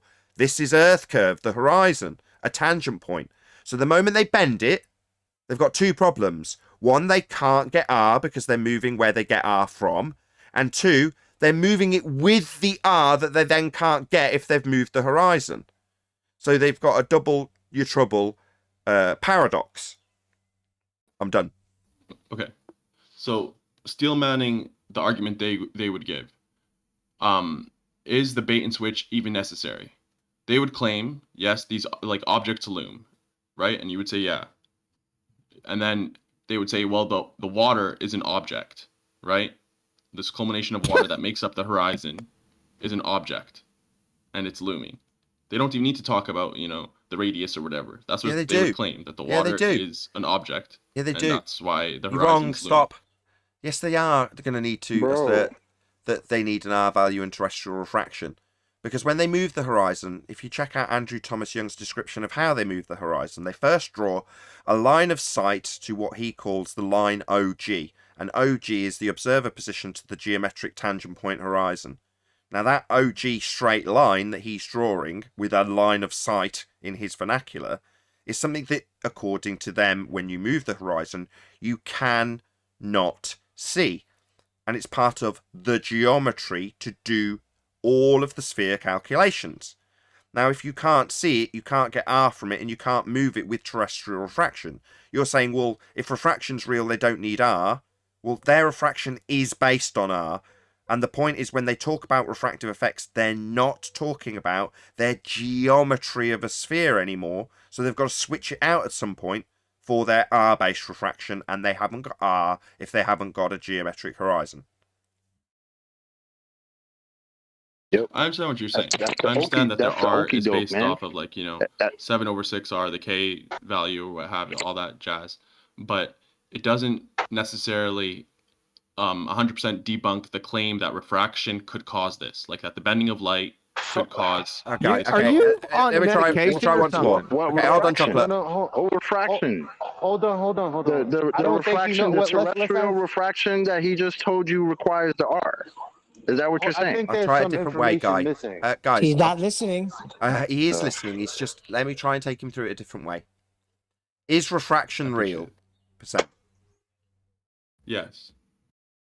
Is refraction that's real light bending through an atmosphere at 7/6R?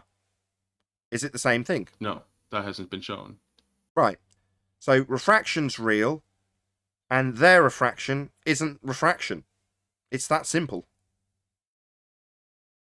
Yeah, okay, but what if they're not using you that might be struggling. Eli. Go ahead, percent. So let's say refraction's real, right? And let's say they're not claiming it's 7/6R. They're just claiming that light can bend in such a way that explains the black swan. Yeah, that's 7/6R. Without omnisciency. Stop. That is 7/6R. That's my point. You're saying they're not saying, yeah. So if we're dealing with a trench level cognitive dissonance laden fundy, they'd say, I don't need R. Light just bends around the sphere Earth at a rate of the sphere Earth that happens to comport with it being not a black swan. Yeah, that's 7/6R though. You're just saying, no, it's not, and I don't need R, and they'd say I don't need R. Yeah, that's what they do when you debunk R. They say they don't need it anymore, but they do. So would you say it's physically impossible for us to have refraction without, like, taking the radius 7/6R into account? Is refraction real? That would cause. Is refraction real? Yeah, of course. Is refraction 7/6 of an Earth radius in an atmosphere sphere-shaped air?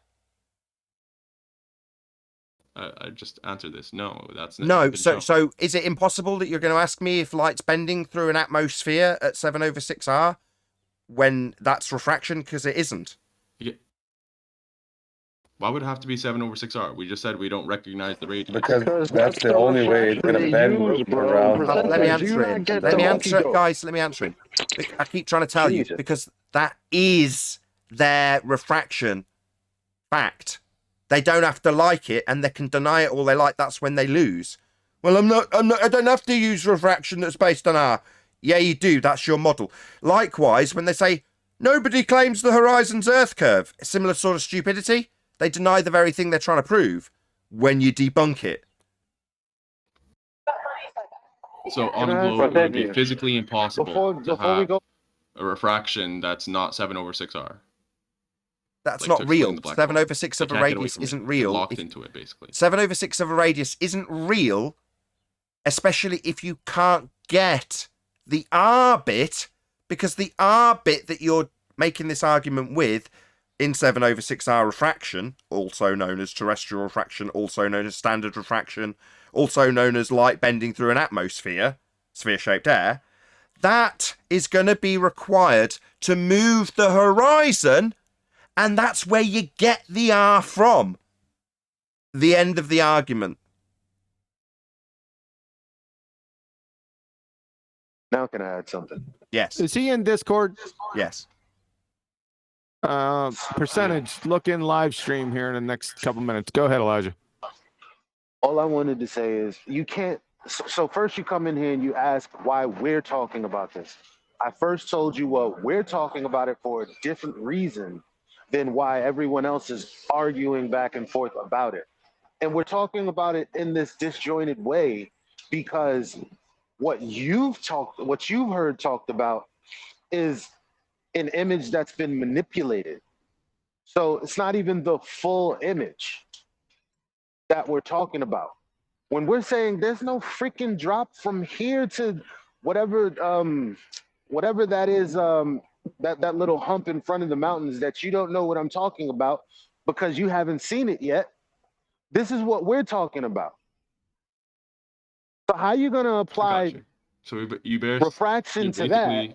Reappropriating whatever. What?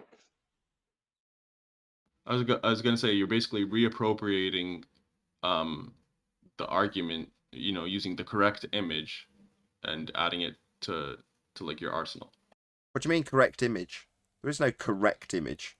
Like the full image that's not cropped or whatever. I see. You mean undoing the cherry picking that they've done? So how is that? So where is the drop? What you see cropped is what they would assume is a drop, but then you look to the left and there's like no drop there. How you doing that? Percentage, you know what's happening? It's very simple. Play devil's advocate for that one. It's just, it is what it is. Percentage. Yeah, it is what it is. Hold on. It is what it is. I want you to go to 30 minutes after the hour and live stream for refraction and then comment on it after you read it. Thanks. Okay, Brian. Yeah, what's happening is percentage is falling for the same thing a lot of flat earthers are falling for. And that is they're spending too much time hanging around with the globers in Discord servers and other things. And what they're hearing is hand-wave dismissals of very, very destructive arguments for their globe. and they're hand waving stuff away, and they're having flat earthers believe that black swan is just that's solved by refraction, or visual occultation. Never mind that, as Rumpus called it yesterday, gibberish. They're going to do this. They're character assassinating the argument to give people the impression that it's not a good argument, or it doesn't have the power it does have. The reason they're doing that is because that's the very arguments that they can't deal with. They can't fight. So that's anything they're hand waving away. For a start, and the hand waving away means that is deadly to them, right? Number one. And number two, if you keep hanging around with them, you're going to be hanging around with the wrong people. If you want to have the good arguments, you have to hang around with the right people. You should be hanging around in here more, not on Discord, get gems and all these other places. It's just pointless over there. Hang around with the people who do know, because the reason they don't come in here with those stupid arguments is because we do know the Black Swan argument. And I think a lot of flat earthers don't even know the Black Swan argument. And it's sounding percentage that maybe you don't actually know it.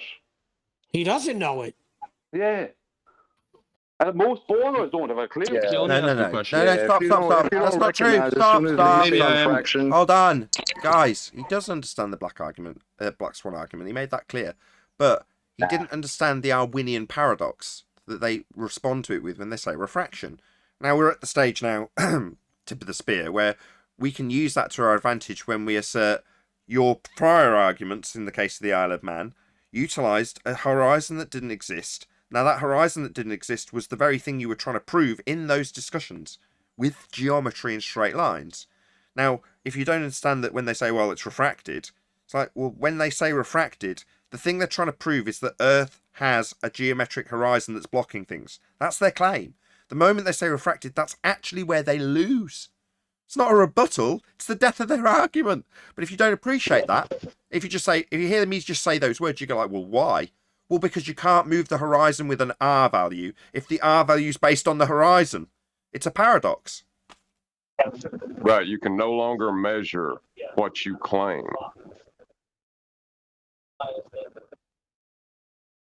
Yeah, I guess my question is, why are they locked in to the R value? Like, if you have a sugar tank or whatever, you can cause some extreme refraction. And is that 7/6R? So, try once more. Why is that it impossible? Try once more percent. Is that what you saw in a sugar tank? 7/6 of a radius in an orthographic view? I don't believe so. It's not. You're kidding me. Is it? 7/? You're saying Okay, what you saw in the tank was terrestrial refraction 7/6 of a radius value? No, it wasn't, mate. I promise. You weren't seeing an orthographic No, I'm not view. saying it's terrestrial refraction.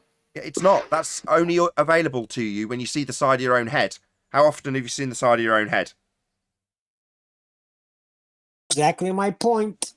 When you look through the sugar tank, my friend, just answer me. When you look through the sugar tank, did you see the side of your own head, the target on the other side of your head? How this works in third person is hard to describe, but your own side of your own head and the target you were looking through the sugar tank at, and then a line between them bent at rate of 7/6R in an orthographic view. Is that what you could see? Absurd. But is that what you saw? I'm not really getting what... Did you see the side of your own head when you looked through the sugar tank? Do I see the side of my own head when I look through it? No. Right. That's terrestrial refraction. The side of your own head and the target both on the page at the same time with a line that's bent between the two of them at a rate of 7/6R with an assumed spherical surface between the two things, and the thing on the right, the target you're looking through the sugar tank, not getting smaller with distance. All of those things are terrestrial refraction based, but you don't ever see the world in that manner. You never see the side of your own head and the target in the same picture. But that's terrestrial refraction, not real, only mathematical, not in existence in reality, like the effects in a sugar tank, or looming, or any other of the effects that they'll talk about all day long to sound educated about refraction, and then bait and switch you with a mathematics that isn't real. You never see the side of your own head. It's just a reification. Percentage. The reason that I 7/6 understand. So are we saying it's physically exists. impossible to have that sort of refraction then? Can you see the side of your own head? Yeah. Oh my God. Can you see the side of your own head ever? No, but well, then I you've answered do that feel like by. it's a little bit of. But then you can't I see feel the like side it's of a your little own bit head. of a stretch to claim this omnisciency that it can't ever happen. You know. Sorry, show me the representation of terrestrial refraction, and it's orthographic with the target on the left, you, the observer on the left, the target on the right, a line between them that's bent at 7/6 of a radius value.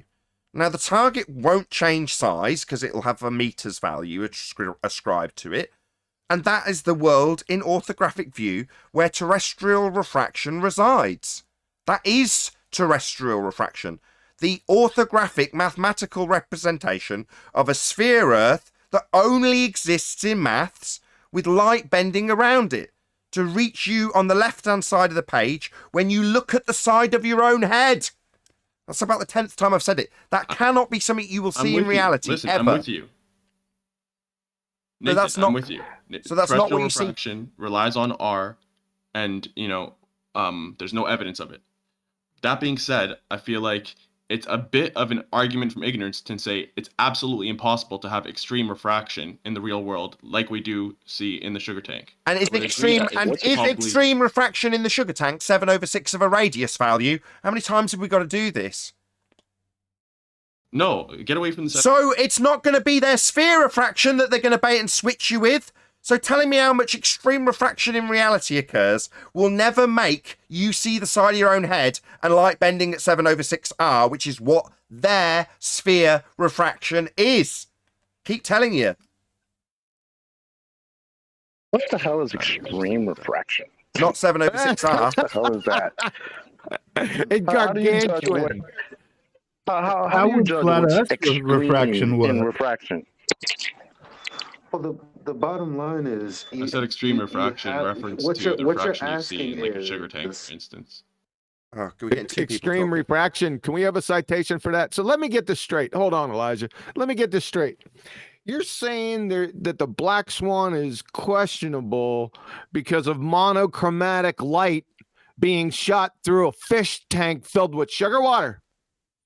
Yep. No. You think I'm that's going to saying move the that- horizon 10 times further than it should be? Really?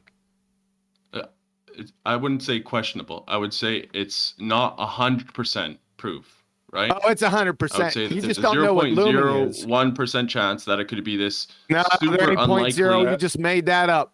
Let's just hear him. He's just let them chant Yeah, again. it's just that there's you a know, the slim chance idea you'll see is the that side it's of your own not head. 100% Yeah, it is. because there could be a super small chance that there is extreme refraction that we've never found or quantified or discovered because we're not omniscient. We can't claim that it doesn't Nobody exist. is. And never will Hello. exist. Who's claimed there isn't refraction, that refraction isn't real? Where did somebody claim that? Well, you guys are claiming. Well, you claimed, Nathan, that this extreme refraction that would be required to explain it on a globe without including Stop. radius That's value. not what I said. On a globe would be terrestrial refraction 7/6R or some derivative of 7/6R. They'll change the value to make it more extreme terrestrial refraction. But that's not the effect that you're about to bait and switch me with. Do you think bait and switching me with it? Or either you're in cognitive dissonance or you're literally trying to do the exact thing I'm trying to detail to you. So no, it doesn't matter. I'm not denying refraction. I got you to qualify about 4 times. Refraction is real. It's just not like bending in a side profile where you see the side of your own head. And there is 0% chance that that is going to be like bending around a sphere because that's the only instance of that. And it's called terrestrial refraction. It's not extreme fucking looming. That's about the 10th time I've said it. How many more times are you going to try this bait and switch? Are you a fundy, really? Are you actually I'm a not globie? trying anything, to be honest. We could just leave it at that. But you keep trying to substitute now extreme refraction, and there being a slim chance that could be light bending around a sphere. No, because that's refraction called terrestrial refraction as soon as you bend it around a sphere. And bending it around a sphere is using R. And we've explained that we've debunked R if you haven't got a geometric horizon. To bend the horizon, which is where this argument starts, into a non-geometric position. So no, there is 0% chance that you'll ever see the side of your own head or that the bait and switch will ever work on me. that someone will come here, start talking So all is it about possible extreme to refraction in quantify- fish tanks, talking through me when there's conclusions being made. When I say, no, the fish tank is nothing to do with sphere refraction, because that's got an R in it, and we've debunked it. The R's based on the horizon. End of argument. Alright, my final Would question. Haven't you Is it just possible- debunked that it's been proven? Percentage. Sorry, 1 second, man. Percentage. I just have one final question. Guys. Go ahead. 1 second. No, this'll end the whole thing. This'll end the whole thing.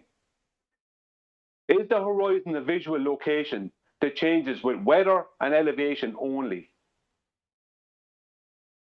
Whether and Would elevation you agree the horizon does not fit a geometric location, that it will change with the weather?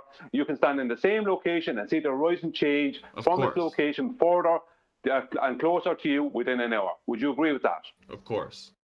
Yeah, so it's not geometric. So there is no 7 or 6 over 6 hour. They don't have an argument. The globe is over. The horizon is not a geometric location. I'd suggest that maybe they have an argument that it's just that they don't have proof. Yeah, I couldn't disagree with that. I would agree with that. I would say the argument. They have an. They don't have an argument. How do they have an argument when we've been told for a year that the location where boats have been disappearing behind, we've never seen?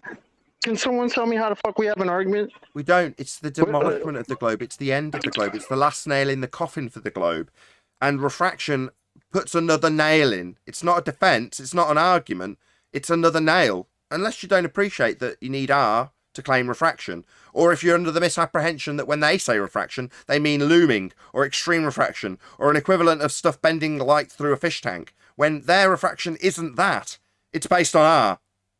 Needing a geometric You horizon. remind me of my final question, Nathan. Is it possible for globers to quantify refraction without using R on a globe? No. Well, you've contradicted yourself in your question. Without using R on R-based sphere, yeah? Yeah, for refraction. Is it possible do for you that to not quantify understand the contradiction in your own question? Without using R. He just doesn't get the contradiction in his own question. You've asked me... I do. Go on then. Yeah, you're saying because I mentioned the globe and R is based, the globe is based on R. But I'm saying, is it possible to quantify refraction for globe earthers on a globe, with their model, but not using their model per se? Just that it's kind of like consistent within their paradigm, that they quantify it not using R. Obviously not, because it's contradictory. How do you know it's a globe? Obviously not, because it's like saying, can you prove refraction on They a might globe say it's a without it globe by being on other a globe? means. Let's try again. Can you prove refraction on a globe without it being on a globe, is what you're asking. Can you do R-based refraction on an R-based sphere? Well, no. Yeah, that's what you're asking. So it wouldn't be R-based refraction. I'm saying, could you quantify refraction without using R? And then, they would rely on other things like photos from space or whatever to. I see where he messed up. Space. I see where he messed up. I can help him. When you quantify refraction, do you use R to quantify it in reality? I don't know. No one does. No one does. You will never find that. Exactly. Welcome to Flat Earth. So when you ask us if a sphere earther can qualify their refraction on a globe without being on a globe, i.e. using R, the answer is no. They must use R, that's the point. So every time they talk about refraction, bear in mind, on a globe is R-based refraction, that's terrestrial refraction, always. And what do you know, we've landed on the very picture I need to make my point in this regard. So terrestrial refraction, moving the horizon with an R on a globe, is you seeing the side of your own head and the light bending around. But if this is what you see, and always what you see, because light's bending, then you haven't got this tangent line. And that's what gives you R to the centre of the presupposed spherical Earth. That's how you derive it, from this tangent point. It's also, in the maths, claimed to be the thing that blocks the things behind it. That's their assertion in the first instance. They're claiming this point is Earth curve getting in the way of these things here when you see your side of your own head. because that happens all the time. No, obviously it doesn't. But that's what terrestrial refraction is. On a globe, it's always got R. That's the point. Can they qualify it without when they've fundy rumpused you in one of the Discord servers and said, we don't need R to presume I've got an R for a sphere beneath me? It's just nonsense. Okay. Right, it's the measurement. They don't have a measurement anymore. They don't have a claim anymore. It's over. Yep, it's over. Exactly. So it's impossible for them to quantify refraction without contradicting, without using R, without contradicting their globe model. Yeah, because in this argument, the moment they do it, the R is derived from the horizon. So the moment they say our horizon's moved, it's like they've just spent 3 years debating with us with a calculator, and its sole purpose is to prove that the sphere edge is getting in the way. That tangent point with a straight line to it is Earth curve getting in the way of things, physically blocking things. So the moment they say the horizon's refracted, so the horizon's not Earth curve getting in the way then. By George, I think he's got it. Right. It was the sole claim that bound them to reality, was that you could measure the horizon geometrically. When you refract it, you no longer can. Curve is blocking. It's over. Yeah. Which they now deny even having ever said. It's which is nice, because that's where we began with percent. Exactly. That's where we began with percent. Go ahead, man. So you started off by saying, well, you know, when they come back to me and say it's just refracted, yet will they deny their own claim in the first instance when they lose? So to say it's refracted is to say the horizon's not Earth curve, and their response at the moment is no one claims it is. Yeah, you claim it is. It's the basis of your religion. The moment you say the horizon's not Earth curve, go and check out a site that advises people on how to debate us. Their argument starts with the horizon being Earth curve. It's the premise they base their argument on. The moment it moves, Horizon does not equal. Oh, why don't you, if you're gonna butt in, talk about what the show was about, which is this debacle, this photo that we're talking about. Why don't you weigh in on that? Horizon is not Earth please. curvature. It's called. Excellent. Welcome to Flat Earth. Samurai has just said the horizon is not Earth curvature. Welcome to Flat Earth. Welcome to Flat Earth. Caused by the curvature. You forgot the second part. Caused by you forgot. Yeah, caused by a geometric horizon. Well, on screen for my audience is the black swan, and there is no geometric horizon to be causing the apparent location where the sky and sea meet.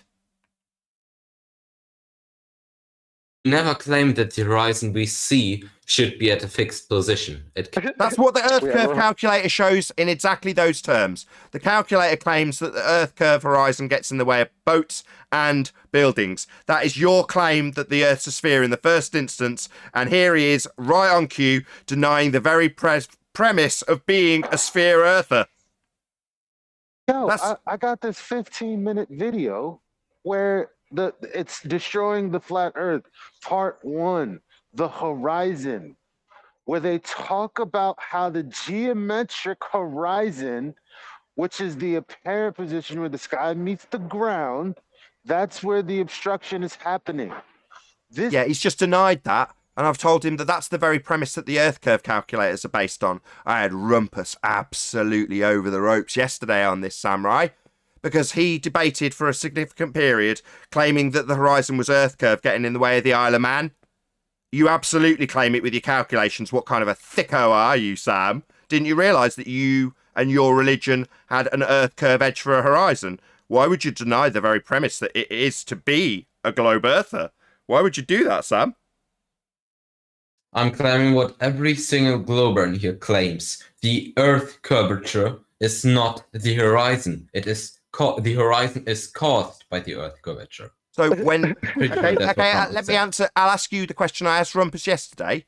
We've got a significant amount of debate dedicated to tape, where it's specifically claimed, as I've already told you, based on Earth curve calculators, that the horizon is getting in the way of the Isle of Man, geometrically obscuring it.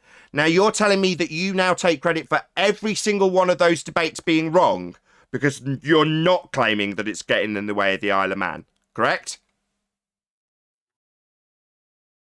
Of course, it's disappearing because of the horizon. But that point... Well, that would make it a geometric claim then, you stupid idiot. So we're here now immediately into double speak. So it is because the horizon's geometrically obscuring it, as was claimed in the Isle of Man. You've just told us no, the horizon isn't the geometric Earth curve obstruction it used to be when it was claimed in the Isle of Man, but now it is again. No, it's not, my friend. You've told us how it isn't. It's caused by the geometric horizon that used to block the Isle of Man. Well, if that geometric horizon that used to block the Isle of Man is now not a physical horizon, it's in a refracted position, that invalidates every single debate we had using those calculators. If you're saying that the horizon's not a geometric obstruction, because that's what it was claimed to be. Didn't you realise? That's what the calculators claim. You're decrying every calculator that claims Earth's a sphere. You idiot. He said there's multiple horizons.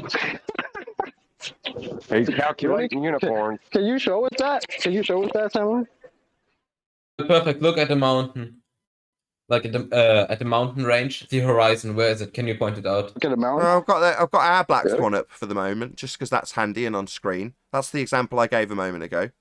It's not got a geometric horizon. It's just got a stretch of sea. Where's the geometric horizon in that image?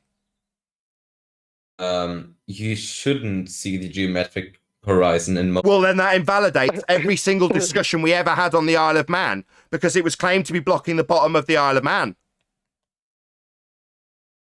Which glober claims we should see the geometric horizon? All of them. It's in your globe Earth calculator, marked with an X, labelled horizon, and claimed to be physically obscuring the Isle of Man.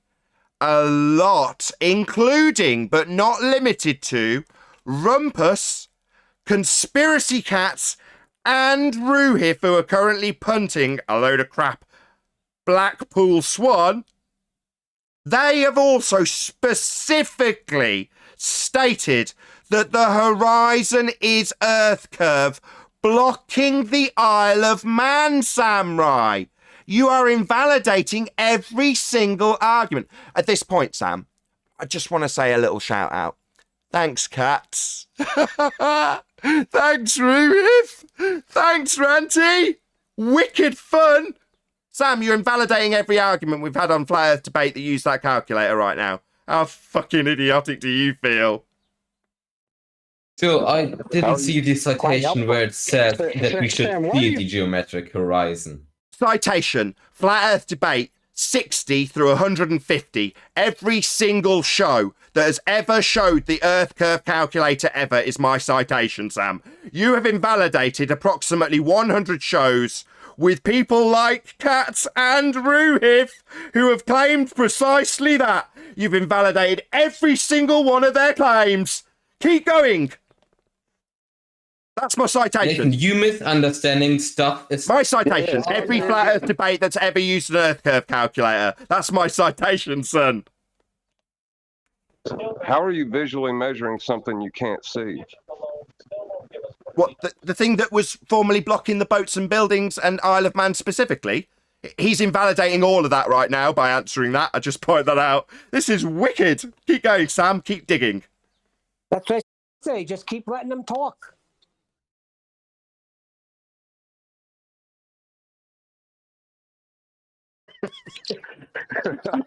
Try it again. You seem to have gone very silent, Sam. This is calculating uniform. You just misunderstand.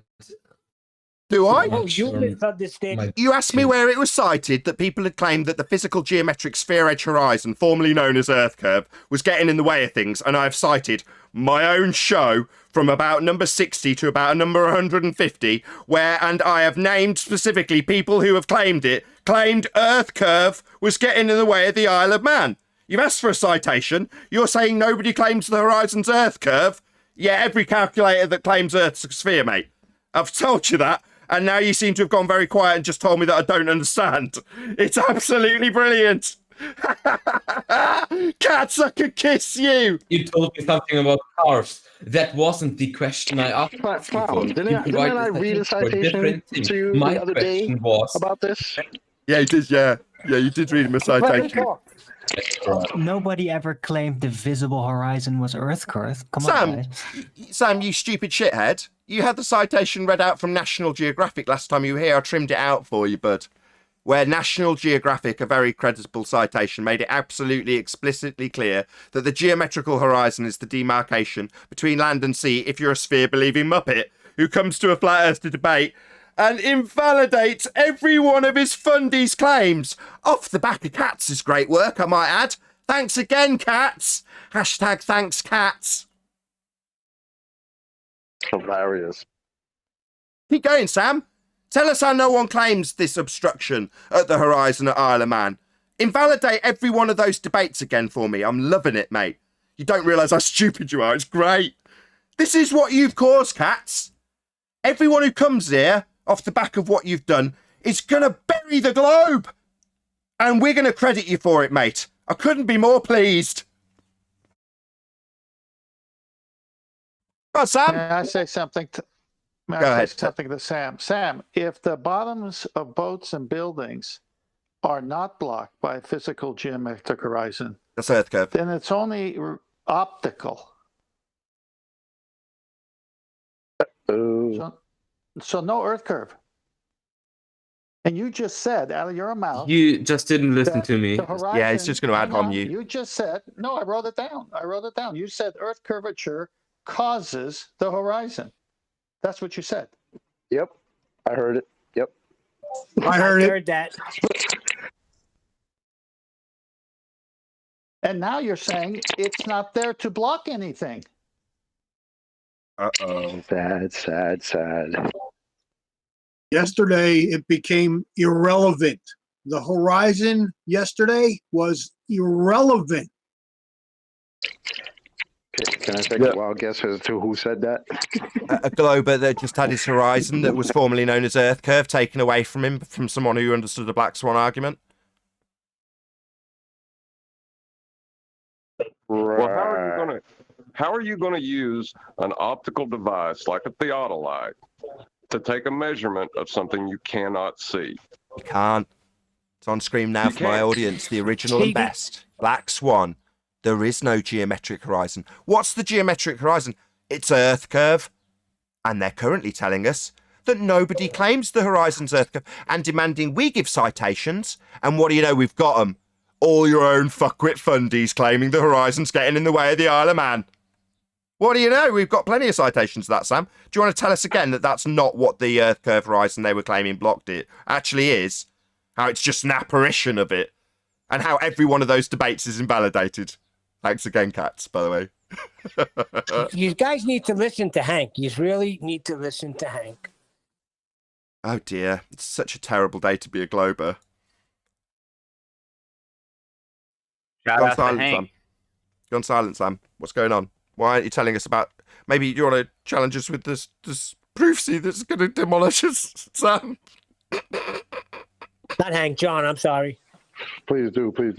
God, demolish us with the Catsy proofsy. It's got ranty. It's wicked, man. I can't chop our heads off. Go on. It's so demolishing for us, Sam. Go on. Nathan, you make me laugh. They're in the chat. Go in there. I said, Yo. go in there and champion this. Yo, I Sam. say, go on.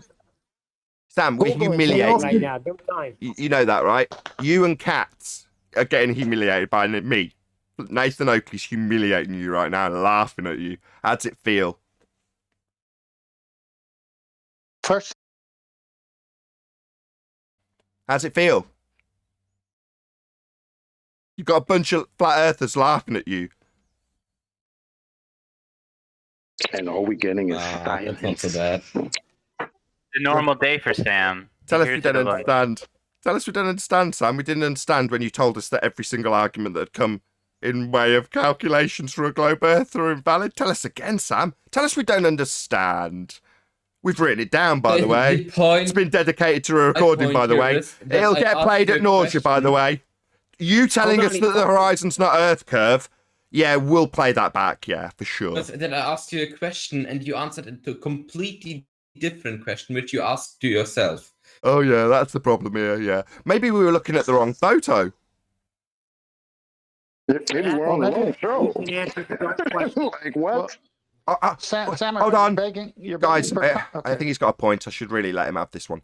There could be people on those oil rigs.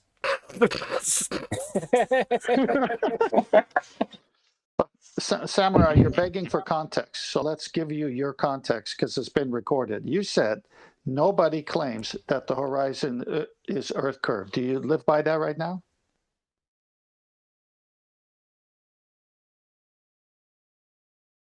You can stand by that, Sam? You said nobody claims that I'm the done horizon with the is topic, honestly. He's done. He doesn't know what the hell to do. You caused this cat. He doesn't even know what to say. Doesn't even know what to I say. know what to say. What? Yeah, Do this to yourself. It's going to happen a lot. Hang on, let me round it off.